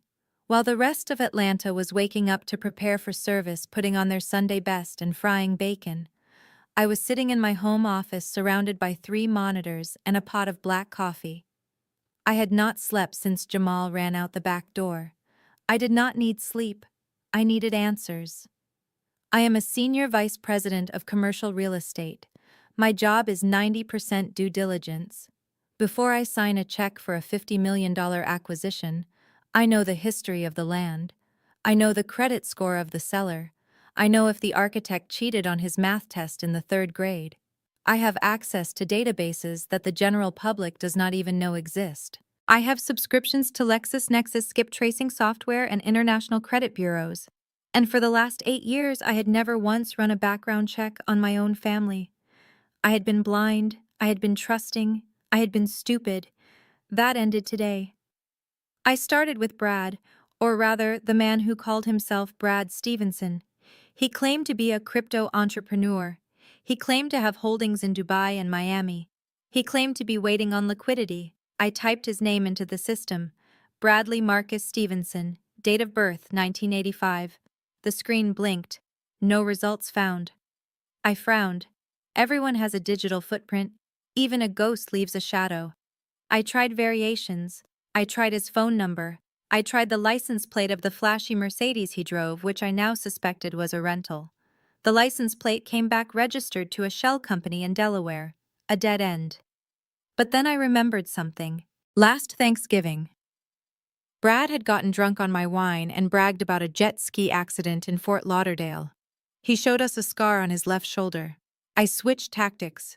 I searched for arrest records in Broward County, Florida, matching his physical description and approximate age. I scrolled through mugshots, petty theft, DUI, assault, and then I stopped. The face staring back at me was younger. The beard was shaved. The hair was darker. But the eyes were the same. The smug, arrogant eyes of a man who thought the world owed him a living. His name was not Brad Stevenson. His name was Benjamin Benny Stone. I clicked on the file. It was like opening a Pandora's box of filth. Benjamin Stone was not an entrepreneur. He was a career criminal. I read the charges. 2018, grand larceny. 2019, wire fraud. 2021, identity theft. He had a pattern. He would find women, usually successful, vulnerable women, or women with ambitious but dim-witted families. He would charm them. He would promise them the world. He would set up fake investment opportunities, usually involving gold or real estate or now crypto. He would take their money, and then he would vanish. There was an active warrant for his arrest issued 6 months ago in Florida. He had skipped bail on a $100,000 bond. He was a fugitive. I leaned back in my Herman Miller chair and let out a long, slow breath. Tanisha was not his partner. She was his mark. He had married her not because he loved her, but because he knew her brother was married to me. He had done his research. He knew about Zora Jenkins. He knew about the real estate empire. He saw Tanisha as the side door into my vault. And he was right. It had worked. I looked at the transaction history on my screen again. The $100,000 Jamal had stolen. The transfer had gone to an LLC called Future Tech Holdings. I ran the LLC. It was registered in Nevada 2 days before the transfer. The registered agent was a P.O. box in Las Vegas. But the bank account associated with it was local. It was a credit union in Decatur. I called my contact at the credit union. Her name was Sarah. We went to Spelman together. It was Sunday, but she answered. "Sarah, I need a favor," I said, my voice raspy. "I need to know the activity on an account. I have the routing number. It is related to a theft from my daughter's trust." "Say no more, Zora," Sarah said. She typed for a moment. I heard the clicking of keys. "Zora, this account was opened on Friday," she said. "A wire hit it yesterday for $100K. And then... Wow." "And then what, Sarah?" "And then it was drained," she said. "Immediately. There were 4 outgoing wires. 20,000 to a casino in the Bahamas, 30,000 to a luxury car dealership in Miami, 40,000 to a known loan shark collection agency in Tampa, and 10,000 withdrawn in cash at a branch in Buckhead yesterday afternoon." "He paid his debts," I whispered. "He did not invest a dime. He took my daughter's college money and paid off the people who were probably threatening to break his legs. And the 10,000 cash. That was his walking around money. That was the money he used to buy the suit he wore to my house. That was the money he used to buy dinner while my husband begged me for forgiveness." I thanked Sarah and hung up. I printed everything: the mugshot, the warrant, the bank transfer records, the LLC registration. Then I turned my attention to Jamal, my husband, the man who claimed he was a victim of pressure. I pulled his credit report. It was a sea of red for Ebony. Then I filtered by provider type, OBGYN. I scrolled through the last 6 months of records. Nothing. No prenatal visits. No blood work panels. No ultrasounds charged to the insurance. If she was pregnant, she was skipping the doctor entirely, which did not fit Ebony's hypochondriac personality. I expanded the search range, going back 1 year, 2 years. Then 3 years ago I found it, a claim from the Atlanta Women's Surgical Center. The procedure code was specific. The diagnosis code was permanent. I cross-referenced the code just to be absolutely certain. CPT 58661, laparoscopic tubal ligation. I sat back in my chair, the glow of the monitor illuminating my face. Ebony was not pregnant. She could not be pregnant. She had surgically ensured she would never be pregnant 3 years ago to preserve her waistline. This was not just a lie for attention. This was wire fraud. This was theft by deception. She was soliciting money from strangers for a medical condition she had paid a surgeon to prevent. I printed the document. The sound of the printer was the only noise in the room. I held the paper in my hand, looking at the date and the doctor's signature. This was not just a smoking gun, it was a nuclear bomb. She had weaponized a fake child to destroy my reputation. I was going to use the truth about her body to destroy her freedom. The baby shower was going to be very interesting indeed. The document on my screen was a PDF file titled Explanation of Benefits, dated May 12th. 3 years ago, I zoomed in on the provider notes. The medical terminology was dry, clinical, and absolutely devastating. Laparoscopic tubal ligation, bilateral, irreversible. It was the procedure code for permanent sterilization. I sat back in my leather chair, the silence of the penthouse amplifying the pounding of my heart. Ebony was not pregnant. She could not be pregnant. It was biologically impossible. The baby bump she was cradling in those videos was nothing more than a pillow and a heavy lunch. The morning sickness she complained about was a performance. The ultrasound she posted was a digital forgery purchased for $49. I remembered that year vividly. Ebony had just turned 21. She was obsessed with her image, convinced she was one photo shoot away from being the next supermodel. She talked constantly about her waistline, about how children were career killers, about how she would never let a pregnancy ruin her body. She had begged me to upgrade our insurance plan to cover elective surgeries. She told Mom it was for a cyst removal. She told me it was for her career, and I had paid for it. I had paid the premium. I had paid the deductible. I had financed the very surgery that made her current grift a physical impossibility. I looked at the GoFundMe page open in another tab. The counter was ticking up past $4,000. People were leaving comments about blessings and miracles, donating their grocery money to help a struggling young mother save her unborn child. They were crying for a baby that did not exist. They were sending cash to a woman who had surgically ensured she would never need a diaper bag. This was no longer a family dispute. This was not just a sisterly spat about a room or a bill. This was fraud. Plain and simple, federal wire fraud. They were soliciting funds across state lines based on a verifiable lie, and they were using my name, my reputation as the villain in their story to drive the donations. I felt a cold, hard resolve settle in my chest. For days I had wondered if I was being too harsh. I had wondered if maybe I should just pay off the landlord and be done with it. But this was evil. It was a mockery of every woman who struggled with fertility, every mother who actually needed help. I hit print. The laser printer hummed to life, spitting out the undeniable proof of Ebony's deception. I organized the pages into a neat stack. The insurance claim, the surgical report, the fake ultrasound receipt, the GoFundMe screenshots.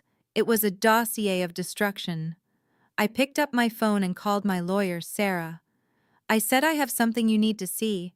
We are going to need a projector for the party on Sunday, and bring a notary. We are going to need affidavits. Because when I drop this information on the good people of the church choir, they are going to want their money back. I looked at the photo of Ebony one last time, her fake tears shining in the lantern light. You wanted to be famous, little sister, I whispered to the empty room. You wanted everyone to look at you. Well, get ready for your close-up, because I am about to make you the most famous liar in Atlanta. The notification chimed on my phone screen, a cheerful digital sound that felt obscenely bright in the quiet of my office. It was an email from Evite. The subject line read, "A miracle in the making, Ebony and Brad's baby shower." I clicked it open. The digital card was an assault on the eyes. Pastel blues and pinks swirling around a photo of Ebony holding her stomach with a beatific expression. She must have practiced in the mirror for hours. But it was the personalized note at the bottom that made my blood run cold. It said, Tiana, we are willing to forgive you. Come to the community center this Sunday to make amends. God loves a cheerful giver. They were inviting me to a party for a fake baby funded by stolen sympathy money, and they were framing it as my opportunity for redemption. They expected me to show up with my checkbook open, ready to grovel, ready to buy my way back into their good graces. They thought they were summoning a defeated woman who was desperate for their approval. They had no idea they were inviting the executioner. I leaned back in my leather chair and let out a short, sharp laugh. It was audacious. It was reckless. It was perfect. They had gathered everyone in one place. The church elders, the neighbors, the donors who had poured money into their scam. They had built the stage and set the lighting. All I had to do was walk on and deliver the performance of a lifetime. I stood up and walked to the large mahogany conference table, where I had laid out my accessories for the weekend. I was not bringing diapers. I was not bringing a stroller. I was bringing 3 very specific gifts that would ensure this family reunion was the last one we ever had. First, I picked up the thick cream-colored envelope. It contained the writ of possession fresh from the courthouse. My lawyer, Sarah, had worked dry eyes with a lace handkerchief, acting the part of the martyred matriarch perfectly. I took a seat 3 rows back on the opposite side. I crossed my legs. I waited. Pastor Williams ascended the pulpit. He was a tall man with a booming voice and a penchant for dramatic pauses. He gripped the sides of the podium and looked out over his flock, his gaze lingering on me for a moment too long. Brothers and sisters, he began, his voice rumbling through the speakers. Today we are gathered not just to praise the Lord, but to heal a wound in our community. The scripture tells us that a house divided against itself cannot stand, and we have a house in our midst that is crumbling. Murmurs of amen rippled through the crowd. We have a mother, he continued, gesturing toward the front pew, who has been cast out into the wilderness. A mother who raised her children with love and sacrifice only to be treated with coldness in her twilight years. Claudette let out a soft, audible sob. Tanisha patted her back aggressively. Pastor Williams looked down at her with benevolent pity. Sister Claudette, would you like to share your testimony? Would you like to ask the congregation for their prayers? Claudette stood up slowly, leaning heavily on the cane. She trembled as she took the microphone the pastor offered. She looked out at the sea of faces, and for a split second, her eyes locked onto mine. There was no frailty in that look. It was pure malice. Thank you, Pastor, she said, her voice quavering. I did not want to bring my family business into the house of the Lord. I am a private woman. That was the first lie. Claudette had never had a private thought in her life. But I have nowhere else to turn, she continued. My heart is broken. Not just because I am homeless, not just because I have to sleep on my daughter's couch at my age, but because I see my son suffering. She reached out and touched Jamal's shoulder. He flinched but did not move. My son married a woman he loved, a woman we welcomed into this family with open arms. We overlooked her flaws. We overlooked her ambition. We thought she would become one of us. She paused for effect, letting the silence stretch. But money changes people. It hardens their hearts. My daughter-in-law Zora has been blessed with wealth, but she is poor in spirit. She has forgotten that family is the true treasure. She evicted me over a misunderstanding. She called the police on me because I wanted to eat breakfast with my grandchildren. The congregation gasped. Someone shouted, "Shame!" I pray for her, Claudette said, raising her voice slightly over the murmurs. I pray that God softens her heart. I pray that she remembers that she is nothing without family. I forgive her for what she did to me. I forgive her for the cruelty. I just want my family back together. I just want peace. She handed the microphone back to the pastor and collapsed into her seat, burying her face in her hands. Tanisha wrapped her arms around her mother, glaring back at me. It was masterful. She had painted herself as the saint and me as the sinner, without mentioning a single fact. She had weaponized forgiveness to make me look like a monster. Pastor Williams nodded solemnly. Thank you, Sister Claudette, for that powerful testimony of grace. It takes a strong woman to forgive such a transgression. He turned his gaze toward me. The spotlight of the entire room shifted. 500 pairs of eyes bored into me. The weight of their judgment was heavy enough to crush a lesser woman. Sister Zora, the pastor, said, his voice booming, We know you are here. We invite you to come forward, not to be judged, but to be healed. Come to the altar. Humble yourself before God and your family. Ask for forgiveness so that this rift may be mended. This was the trap. This was the moment I was supposed to walk up there, cry, apologize, and write a check to make the awkwardness go away. This was the moment Jamal had begged me for. This was the moment Brad was banking on. I stood up. The sound of my movement was loud in the quiet church. I smoothed my skirt. I picked up my purse, which contained the folder of evidence. I walked into the aisle. Jamal turned around to look at me. His face was a mask of terror. He shook his head slightly, pleading with me with his eyes to just play the game. Just apologize, Zora. Just give them what they want. I walked past him. I did not even blink. I walked up the steps to the pulpit. Pastor Williams smiled a smug, satisfied smile. He thought he had won. He thought he had tamed the shrew. He held out the microphone, expecting me to take it and bow my head. I took the microphone, but I did not bow. I turned to face the congregation. I looked at the faces of the people who had judged me based on a 30-second TikTok video. I looked at the women who had whispered about my ambition. I looked at the men who were intimidated by my success. Then I looked down at the front pew. Brad was grinning. He leaned over to Tanisha and whispered something. I knew what he was saying. Payday. I took a deep breath. The air in the church was stale, recycled, and full of lies. "Thank you, Pastor," I said, my voice clear and steady, echoing off the vaulted ceiling. "I appreciate the invitation to speak. You talk about truth. You talk about healing. You talk about family being the most important thing in the eyes of God." I paused. The room was dead silent. "I agree," I continued. "Family is sacred. And because it is sacred, it must be protected. It must be protected from lies. It must be protected from theft. And it must be protected from wolves who wear the clothing of sheep." Claudette stopped crying. She looked up sharply. This was not the script. "I have listened to my mother-in-law speak about forgiveness," I said, walking to the edge of the stage. "She says she forgives me for evicting her. She says I let money harden my heart." I looked directly at Claudette, but she forgot to mention why she was evicted. She forgot to mention that she used my credit card to buy $5,000 worth of gifts for her biological grandchildren while handing my daughter an empty box and telling her she did not belong in this family because she did not share the Jenkins blood. A ripple of shock went through the room. That part had been conveniently left out of the viral video. She forgot to mention that she has lived in my home for 6 months without contributing a dime while I paid off her tax liens to keep her out of prison 5 years ago.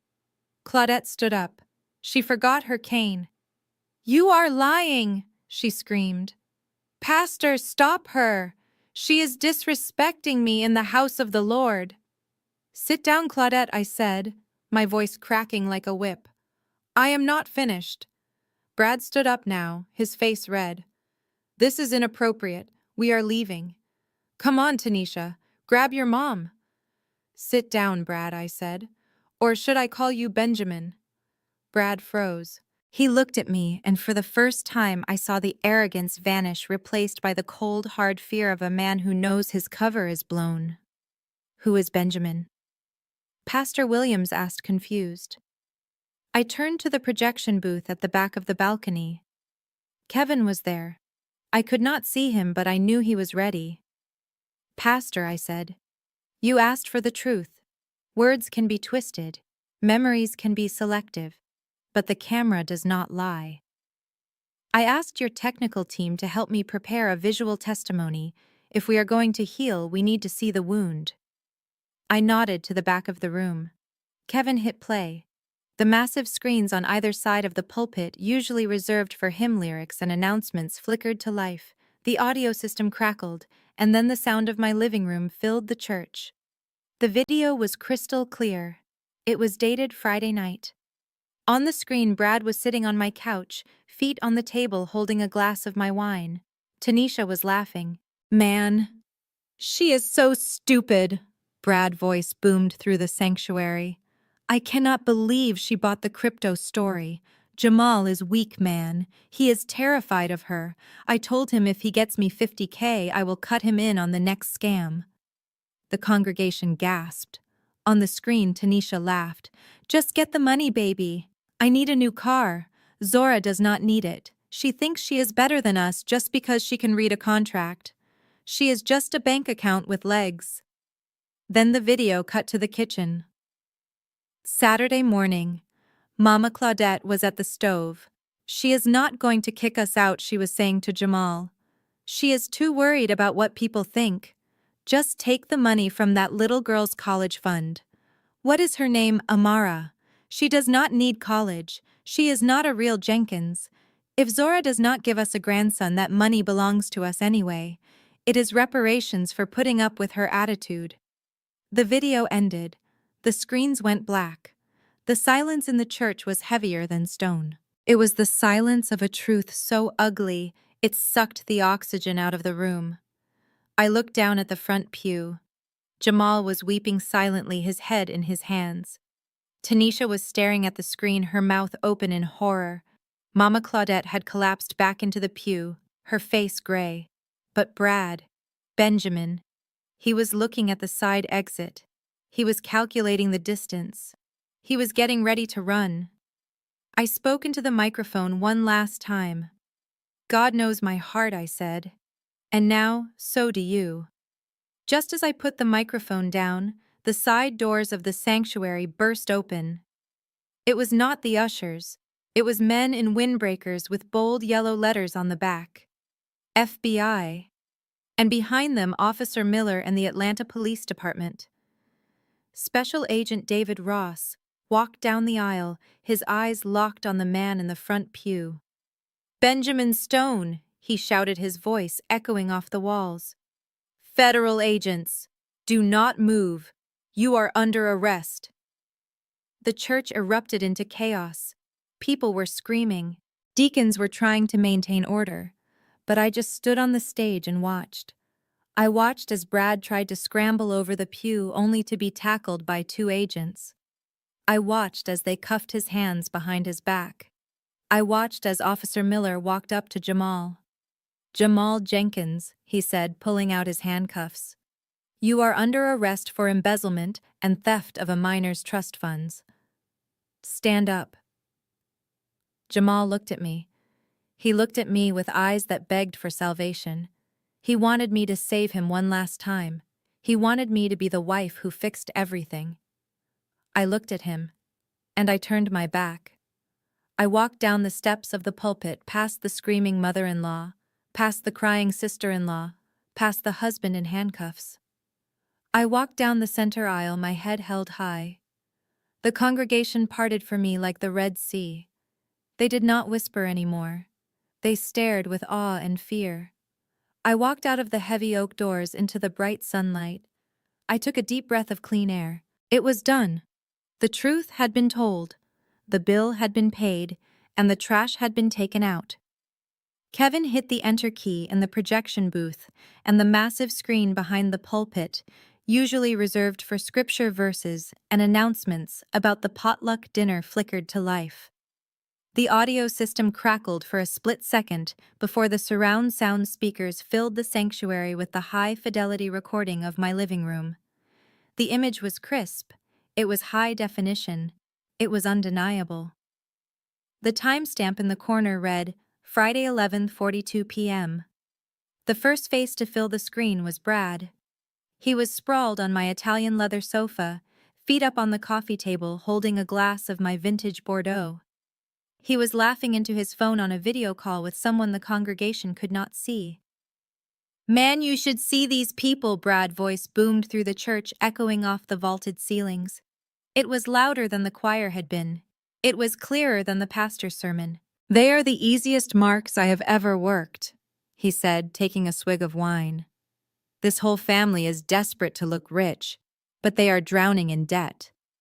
I told Jamal I needed $50,000 for a liquidity unlock, and the idiot actually believed me. He thinks I am a crypto genius. I barely know how to open a Coinbase account." A collective gasp sucked the air out of the room. I looked at Brad in the front pew. He had stopped breathing. His face was the color of old ash. He was staring up at himself on the screen, watching his own arrogance destroy him in real time. But the video, Brad was not done.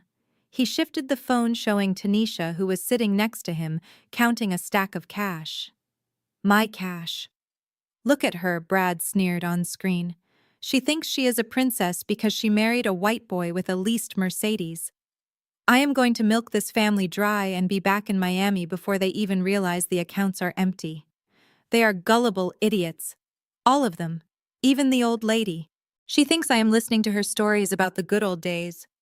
I am just waiting for her to sign over her life insurance policy." The gasp in the church turned into a low rumble of outrage.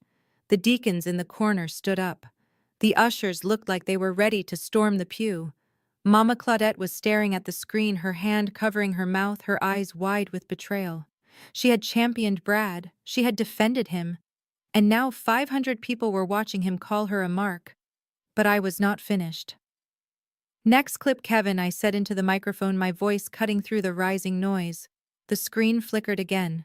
The timestamp changed. Saturday, 9:15 a.m. Location kitchen. This time it was Tanisha and Mama Claudette.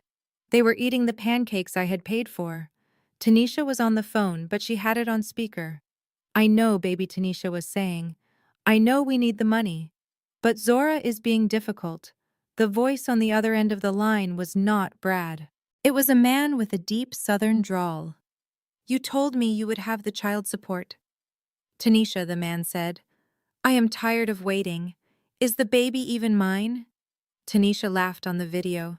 It was a cold, calculating sound.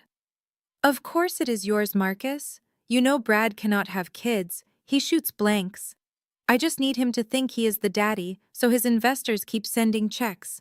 Once I get Zora settlement money, I will leave him. I just need him to secure the bag first."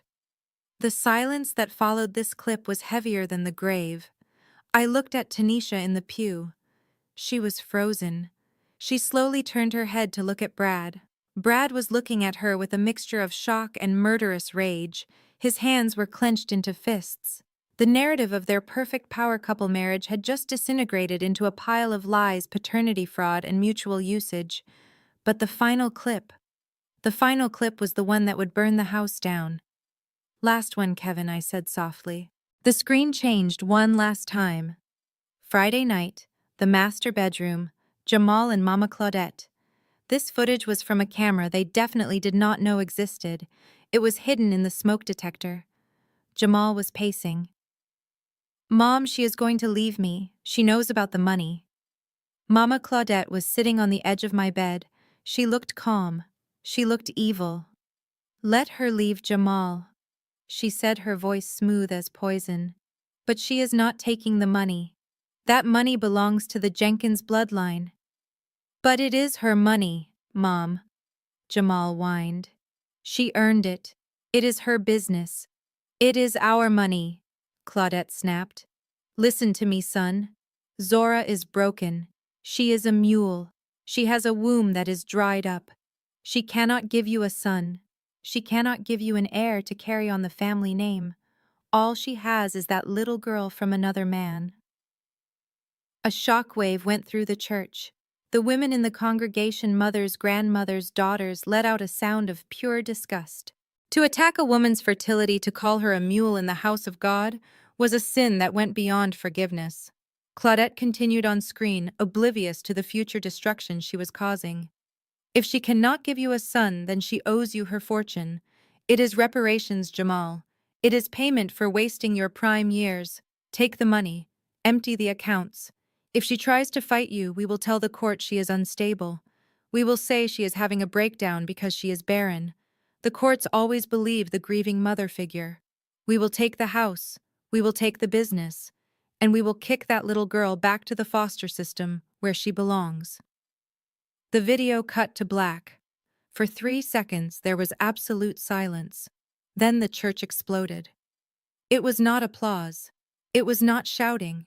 It was a visceral reaction of horror. People were standing up. Hymnals were dropped. A woman in the back screamed, "You are a devil." I stood at the pulpit looking down at them. I looked at Jamal. He was slumped over his head between his knees, weeping. He knew. He knew there was no coming back from this. He had let his mother call his wife a mule, and he had agreed. I looked at Tanisha and Brad.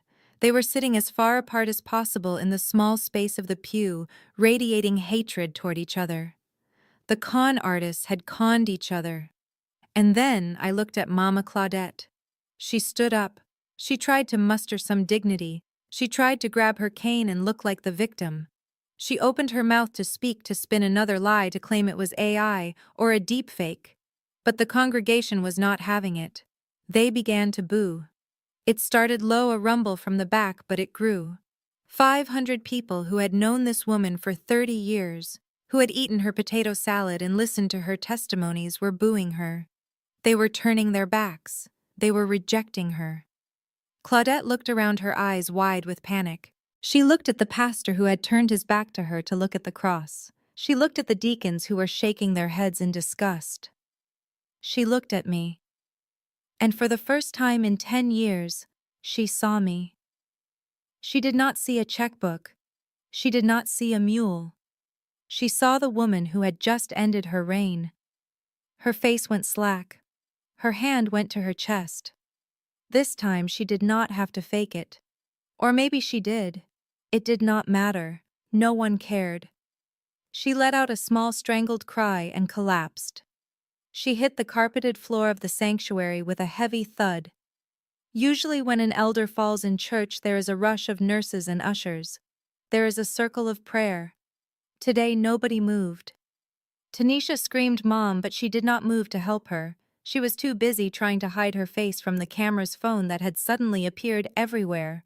Brad did not move. He was staring at the exit, calculating his odds of making it to the door before the mob turned on him. I stood there at the pulpit, my hand resting on the wood. I watched the woman who had tormented me, who had tried to steal my daughter's future, lie on the floor like a discarded rag. I felt nothing. No joy. No sadness.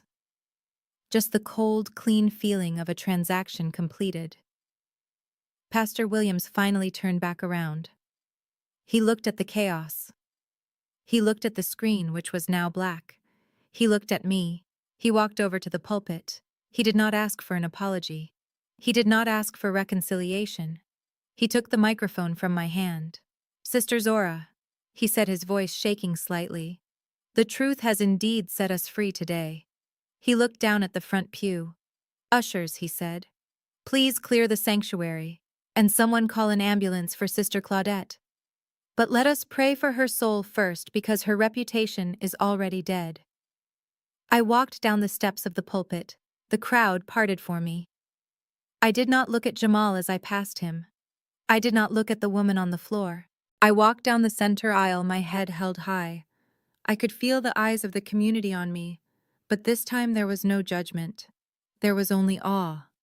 There was respect. I pushed open the heavy oak doors and stepped out into the bright, blinding sunlight. I took a deep breath. The air tasted sweet. But I was not done. The video was just the opening statement. The closing argument was waiting in the parking lot with a badge and a pair of handcuffs. I walked toward my car, pulling my phone out to text David. Showtime. The heavy oak doors at the back of the sanctuary did not just open, they exploded inward with the force of righteous judgment. The sunlight from the parking lot poured into the dim church, silhouetting the figures standing in the doorway like avenging angels. But these angels were not carrying trumpets. They were carrying federal badges and Glocks. Special Agent David Ross stepped into the aisle, his face set in a mask of grim determination. He was flanked by 4 other agents wearing navy blue windbreakers with bold yellow letters that spelled out FBI. Behind them, Officer Miller and 2 uniformed Atlanta police officers blocked the exits. The congregation turned as one body. The gasps that had followed the video were replaced by screams of panic as people realized this was not a theatrical performance. This was a raid. Benjamin Stone. David shouted, his voice booming over the chaos without the need for a microphone. Federal agents, do not move. Brad froze. He was halfway out of the pew, one leg over the back of the seat, trying to scramble toward the side door near the choir stand. He looked like a rat caught in a spotlight. He looked at the agents closing in from the back. He looked at the police blocking the side. He looked at me standing on the pulpit. For a second, I saw the calculation in his eyes. He was weighing his options. He was wondering if he could outrun a bullet. He was wondering if he could use Tanisha as a shield. He decided to run. He vaulted over the pew, shoving Tanisha aside so hard she fell into the aisle.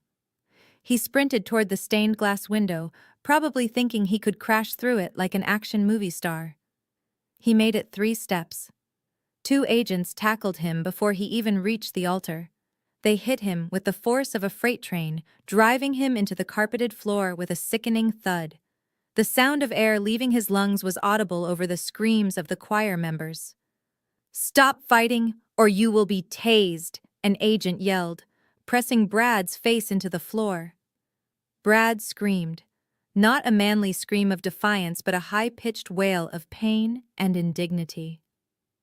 "Get off me, you have the wrong guy. My name is Brad Stevenson. I am a businessman. You are Benjamin Stone," David said, kneeling beside him and clicking the handcuffs onto his wrists. "And you are under arrest for wire fraud, money laundering, aggravated identity theft, and flight to avoid prosecution. You have the right to remain silent, and I suggest you use it because you have talked enough." They hauled him to his feet. His designer suit was covered in dust. His nose was bleeding.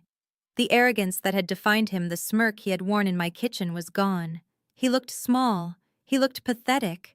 Tanisha was still on the floor where he had shoved her. She was staring up at her husband, her eyes wide with shock. She had just watched the man she thought was her ticket to the good life, the man she had defended against me, try to trample her to save himself. "He is not Brad," she whispered loud enough for the front rows to hear. "Who is Benjamin?" But the agents did not answer her. They began to march Brad down the center aisle. The show was not over. Officer Miller did not follow the FBI agents out. He walked calmly down the aisle toward the front pew. He walked past Tanisha. He walked past Mama Claudette, who was still lying on the floor moaning softly, waiting for someone to care. He stopped in front of Jamal. Jamal was still sitting in the pew. He was shaking violently. His hands were gripping his knees so hard his knuckles were white. He was staring at the floor, refusing to look at Brad, refusing to look at me. He thought if he stayed small enough, if he stayed quiet enough, he would disappear. He thought this was just about Brad. He thought he was just a witness. Officer Miller reached into his belt and pulled out a second pair of handcuffs. The metallic ratchet sound as he tested the locking mechanism cut through the murmurs of the crowd. "Jamal Jenkins." Officer Miller said, his voice heavy with disappointment. "Please stand up." Jamal looked up slowly. He blinked, tears streaming down his face. "Officer Miller, what is going on? I did not do anything. Brad tricked me. I am a victim here." "Stand up," Jamal Miller repeated. "You are under arrest." "Arrest," Jamal squeaked, his voice cracked. "Arrest for what? I told you I was tricked. You are under arrest for embezzlement, theft, by taking, and conspiracy to commit wire fraud." Miller recited the charges without emotion. "You unauthorized transfer of $100,000 from the custodial trust account of a minor crossed state lines.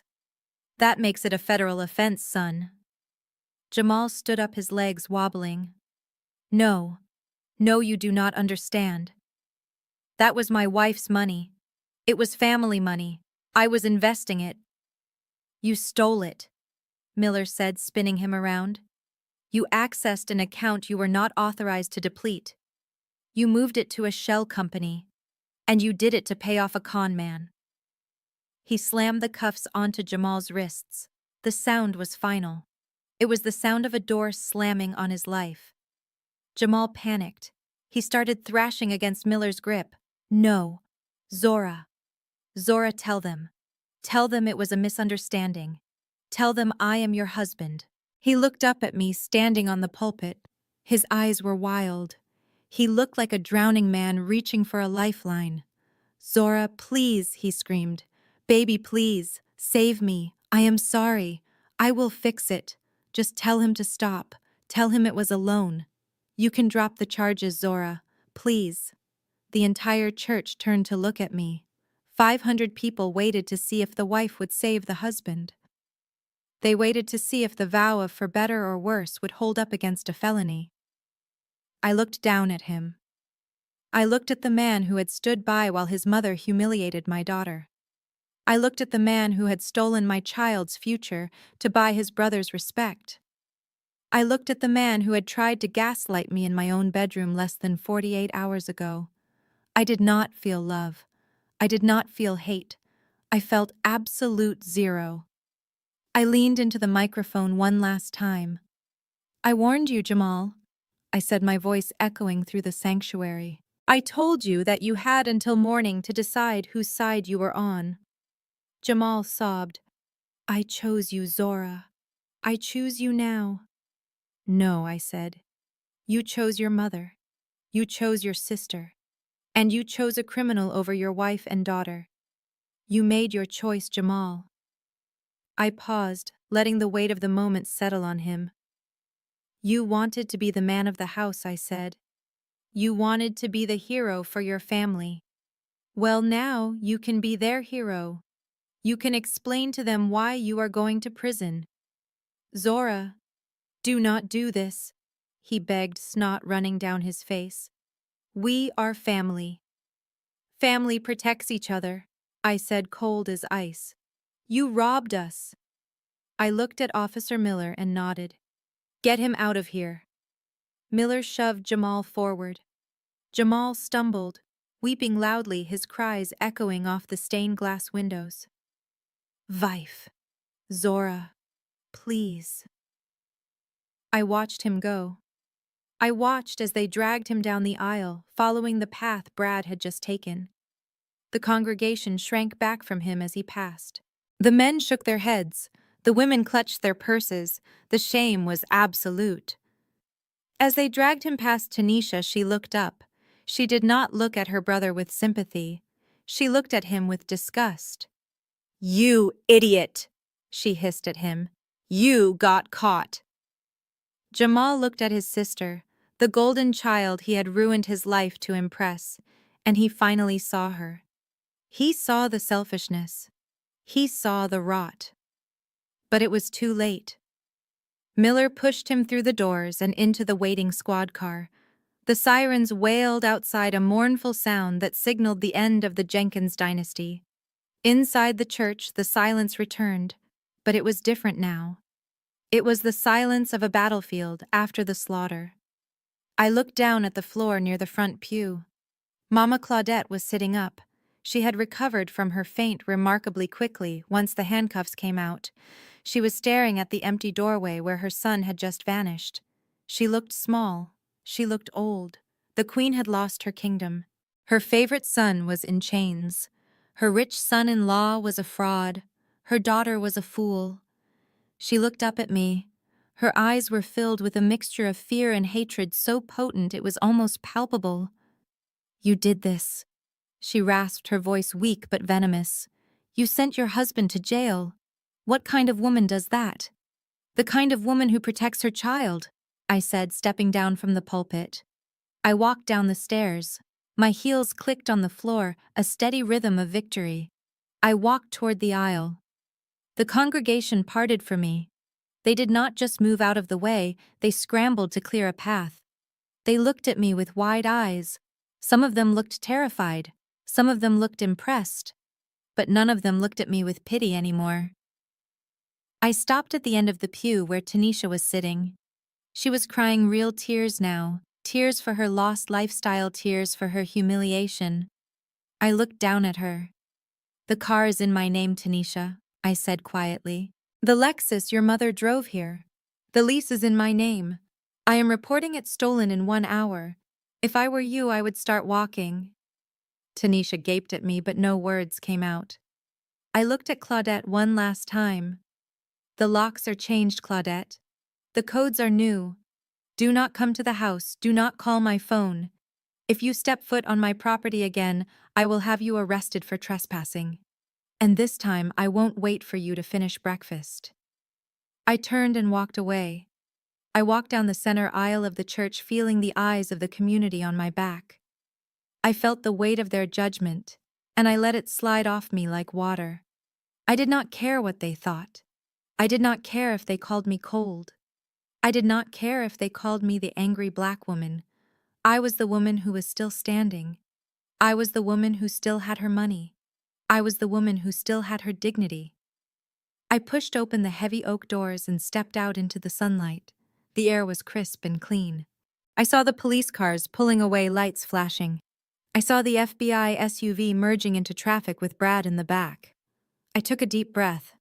It was over. The tumor had been cut out. The infection was gone. I walked to my Range Rover. I got in and closed the door, shutting out the noise of the world. I picked up my phone. I had one more call to make. A call to my daughter. A call to tell her that the monsters were gone and they were never coming back. I started the engine. The powerful motor purred. I put the car in drive and pulled out of the church parking lot, leaving the wreckage of my marriage in the rearview mirror where it belonged. The drive from the church to my estate in Buckhead was the short door.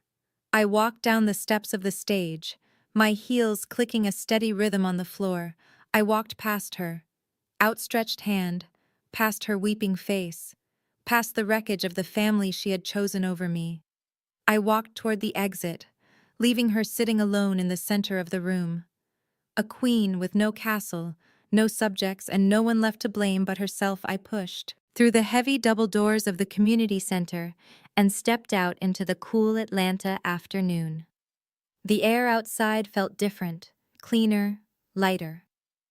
Inside the hall, chaos reigned. Police officers were securing the scene. Paramedics were checking on a hyperventilating Bernice, and the angry mob of donors was still demanding refunds. But out here under the gray sky, the only sound was the distant wail of sirens and the click of camera shutters. The press was waiting. Brad had invited them hoping for a puff piece about his family resilience. Instead, they had gotten a front row seat to a federal bust and a family implosion. As I walked down the steps, they surged forward, microphones thrust toward me like spears. Ms. Jenkins, a reporter from Channel 5, shouted, pushing to the front. "Did you know about your brother-in-law? Criminal history before today? Why did you choose this moment to reveal it?" I stopped at the bottom of the stairs. My security team flanked me, creating a buffer zone, but I did not need them. I was not afraid. I looked directly into the camera lens, my expression calm, unreadable. I did not choose the moment. I said, my voice steady, the moment chose me. My family decided to make our private life a public spectacle. They invited the world into our business, hoping to use public sympathy as a weapon. I simply made sure the world saw the truth. Another reporter jumped in. "Ms. Jenkins, what about your mother and sister? They are homeless now. Do you feel any responsibility for their situation?" I adjusted my sunglasses, shielding my eyes from the flashbulbs. "Responsibility is a two-way street," I replied.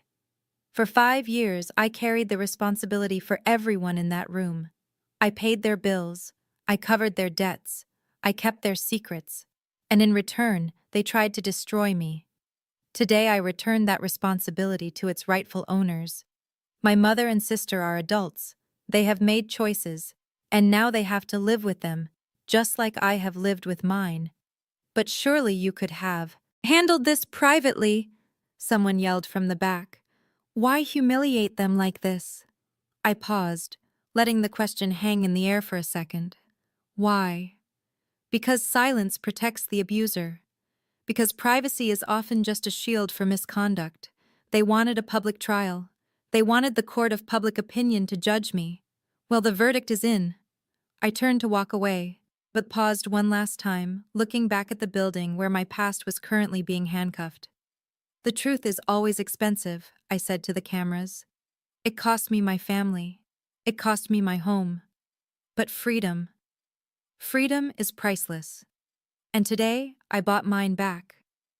I signaled to my driver, who pulled the black sedan up to the curb. I slid into the back seat, the door closing with a solid, reassuring thunk, shutting out the noise, shutting out the questions. As the car pulled away, merging into traffic, I did not look back. I took a deep breath, inhaling the scent of leather and solitude. It was the sweetest thing I had ever smelled. I was alone finally, truly alone. And for the first time in my life, I was not lonely. I was free. 2 a.m. in Atlanta is usually quiet, but tonight the wind was howling through the concrete canyons of Buckhead, whipping around the glass facade of the Sovereign Building. Down on the street level, 2 figures struggled against the gusts, dragging suitcases that looked like they had been packed in a panic because they had.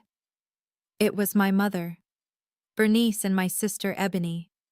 They looked nothing like the queens of the community center. They had tried to be 12 hours ago. Bernice was still wearing the gold sequined gown she had borrowed from Sister Patterson, but now the hem was muddy and a seam had split up the side, revealing the control-top pantyhose underneath. She looked like a melted trophy. Ebony was shivering in a coat that was not warm enough, her face scrubbed clean of makeup, the fake baby bump abandoned somewhere in the trash along with her dignity. They stood in front of the massive glass doors of my building looking in at the golden light of the lobby, like hungry ghosts scaring the night shift concierge. They pressed the call button for the penthouse repeatedly, their frozen fingers mashing the keypad. The digital chime echoed in my bedroom, waking me from a deep, dreamless sleep. I walked to the wall-mounted monitor in the hallway, wrapping my silk robe tight around me.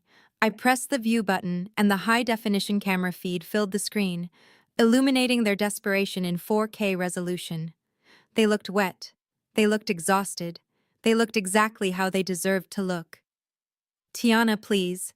Bernice's voice crackled through the speaker, distorted by the wind and the poor connection. "Open the door, baby, please. It is freezing out here and we have nowhere to go." The sheriff came. "Tiana." He came right after the police took Brad. He put a padlock on the door. He would not even let us get our coats. We had to pack in trash bags. "Tiana, please, you cannot leave your mother on the street." Ebony leaned into the camera, her eyes swollen shut from crying. "Tiana, I am sorry." "Okay," I said. "I am sorry." "Is that what you want to hear?" "Brad lied to me. He ruined everything. He took all the money. I have nothing left." "Tiana, just let us sleep on the floor. We will leave in the morning. I promise. Just open the door." I watched them begging. I watched the people who had sneered at my job, who had mocked my life, who had plotted to steal my future, now reduced to pleading for a square foot of my floor space. They were not asking for forgiveness. They were asking for a heater. They were asking for an ATM. They still did not get it. They thought this was just a fight. They thought they could cry their way back inside just like they always did.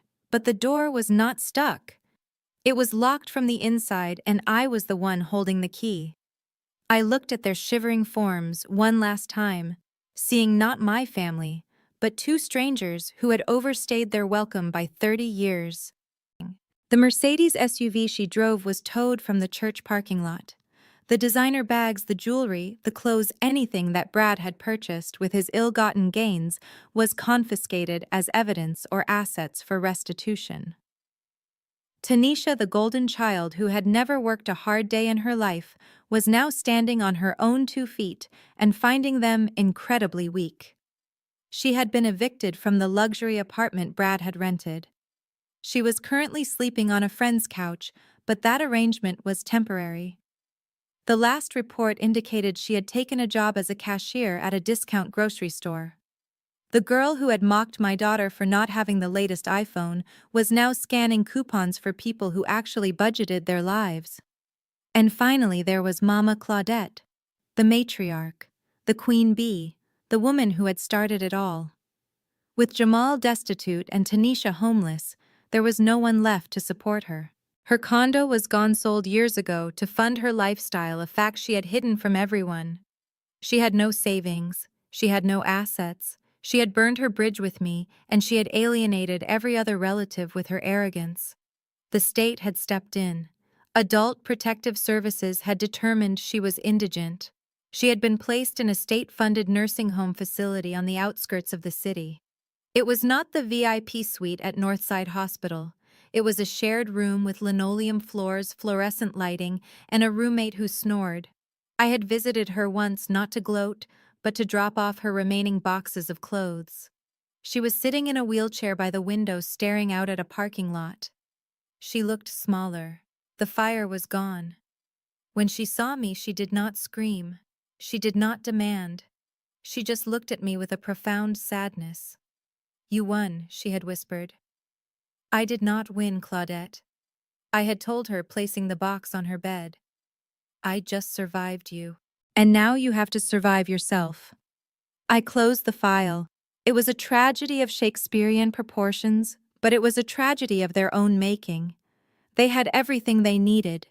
They had family who loved them. They had a safety net. But their greed, their envy, and their pride had consumed them. David watched me, his eyes kind. "You okay, Zora?" "I am better than okay, David," I said, standing up. "I am free." I left his office and drove to my new home. I had not just moved neighborhoods, I had moved tax brackets. I had bought a penthouse in Midtown, occupying the top 2 floors of the very building I had just helped acquire for my firm. The elevator opened directly into my foyer. The space was bathed in light from the floor-to-ceiling windows that offered a 360-degree view of Atlanta. It was modern, secure, and most importantly, it was impenetrable. There was a doorman, a concierge, and biometric security. No one got up here unless I wanted them here. Amara was sitting at the kitchen island doing her homework. She looked up when I walked in. The tension that used to live in her shoulders, the way she used to shrink when she heard a car in the driveway, was gone. She looked happy. She looked safe. "Hey, Mom," she said, smiling. "Did you sell the old house?" "I did, baby," I said, dropping my keys in a crystal bowl. "It is all gone." She nodded, returning to her math problems. "Good. I like this place better anyway. The view is nicer. And it is quiet." It was quiet. It was the quiet of peace, not the silence of secrets. I walked over to the fridge and poured myself a glass of sparkling water. I walked out onto the balcony. The wind whipped my hair back. I looked out at the city spread below me. Somewhere down there in the grid of streets and lights, Jamal was packing boxes. Tanisha was scanning groceries. Brad was sitting in a cell. And Claudette was staring at a parking lot. They were part of the landscape now, part of the past.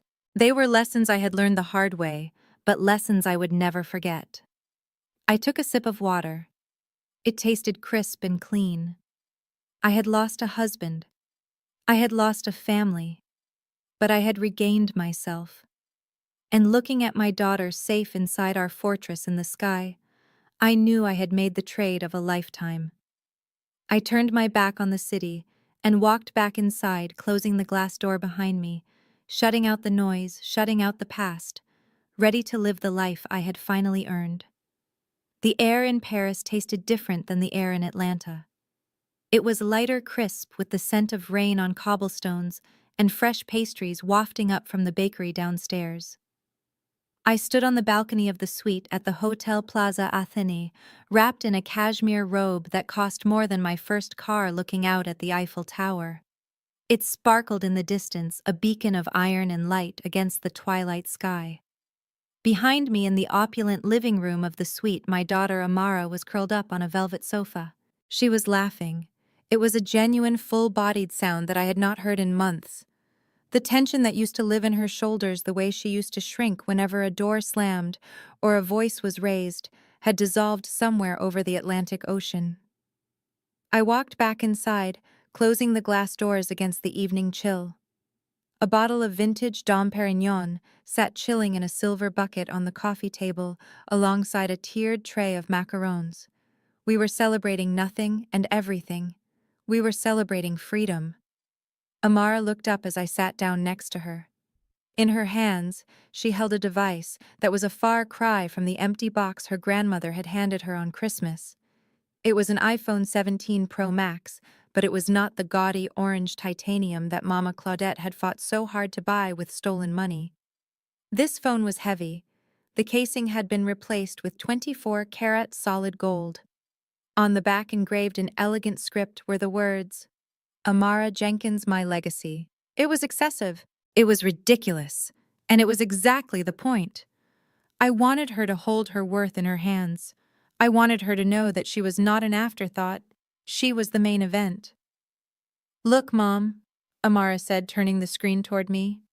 She was video chatting with her best friend back in Atlanta, showing off the view of the tower.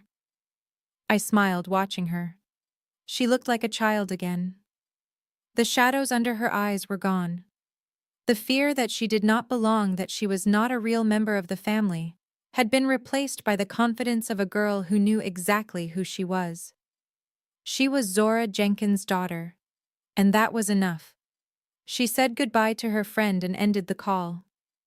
She sat back sighing contentedly, running her thumb over the gold casing of the phone. "It is really heavy," she said, grinning.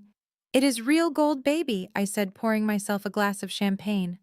"Just like you, solid all the way through, no plating, no fakes." Amara giggled. She picked up a raspberry macaron and took a bite. Just then the phone in her hand buzzed. The laughter died in her throat. She looked at the screen. Her smile vanished, replaced by that old familiar look of anxiety. Her thumb hovered over the decline button, but she did not press it. She just stared at the name flashing on the display. "Mom," she whispered. I set my glass down. "What is it?" "It is Grandma," Amara said. "Grandma Claudette. She is calling me." I felt a flash of cold anger, not the hot rage of the church, but a precise, protective chill. I held out my hand. "Give it to me, Amara." She handed me the golden phone. I looked at the screen. The caller ID did not say Grandma Claudette because I had deleted that contact info weeks ago. It just showed a number. A landline number from the area code where the state nursing home was located. She must have bribed an orderly or stolen a phone from the nurses' station. Even in defeat, even in exile, she was still trying to reach out. She was still trying to pull us back into the mud. She probably wanted money. She probably wanted to guilt-trip Amara. She probably wanted to say that she forgave us in that twisted way of hers, where she was still the victim. I looked at my daughter. She was watching me, her eyes wide, waiting to see what I would do. She was waiting to see if the monster could still get in. I did not answer. I did not decline. I pressed the side button, silencing the ring. Then I tapped the screen. I opened the contact settings. I scrolled down to the bottom. Block this caller. Confirm. The screen went silent. The threat was neutralized. It was just a number, now a ghost in the machine. I looked at the phone, then at the bucket of champagne. For a second I thought about dropping it in. It would be a dramatic gesture, a symbolic drowning of the past. But I was a businesswoman, and this was a $10,000 custom phone. I was not going to ruin good technology because of a bad woman. Instead, I deleted the call history. I erased the record of the attempt. It was as if it never happened. I handed the phone back to Amara. "Who was it?" she asked, though she knew. "Nobody," I said, picking up my glass again. "Just a spam call. Probably someone trying to sell us something we do not need." Amara looked at me. She saw the truth in my eyes, but she also saw the protection. She saw the wall I had built around us, a wall made of gold and silence and absolute resolve. She smiled and took the phone. "Okay," she said. "Spam. Blocked." "Blocked," I confirmed, permanently. I took a sip of the champagne. The bubbles burst on my tongue, sharp and sweet. I looked out at the lights of Paris. I thought about the journey that had brought us here. I thought about the empty box under the Christmas tree. I thought about the water pouring through my ceiling. I thought about the handcuffs clicking on Jamal's wrists. It had been a war, and wars leave scars. But looking at my daughter eating a macaron, safe and happy, I knew I would fight it all over again. I would burn down 1,000 houses and bankrupt 1,000 businesses to keep that look of peace on her face. People always say that family is everything. They say blood is thicker than water. They say you have to forgive because you only get one mother, one father, one husband. They are wrong. Family is not biology. Biology is an accident. Family is a choice. Family is the people who stand in the rain with you. Family is the people who do not steal your future to pay for their mistakes. Family is the people who protect you when the world tries to break you down.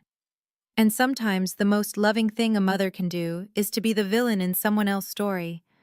Sometimes you have to be the bad guy. You have to be the cold-hearted woman who evicts the elderly and sends her husband to jail. You have to be the one who slams the door and changes the locks. Because if you do not, you are teaching your child that abuse is acceptable. You are teaching her that love means letting people hurt you. I looked at Amara.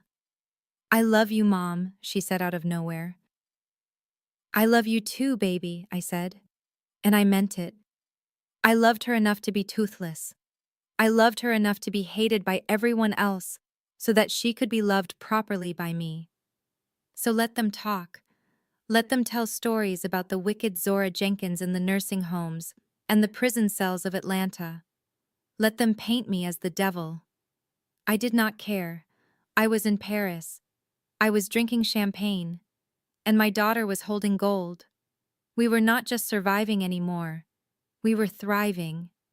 And the only orange thing in our lives was the sunset over the Seine. This story teaches a powerful lesson. Family is defined by action and respect, not just biology. Zora's journey illustrates that tolerating abuse for the sake of keeping the peace only enables toxicity to fester. Real strength isn't about enduring mistreatment. It's about having the courage to set ironclad boundaries to protect yourself and your children. It reminds us that our worth is non-negotiable, and financial independence is a crucial shield. Sometimes the most heroic thing you can do is become the villain in someone else's story to save your own peace and future.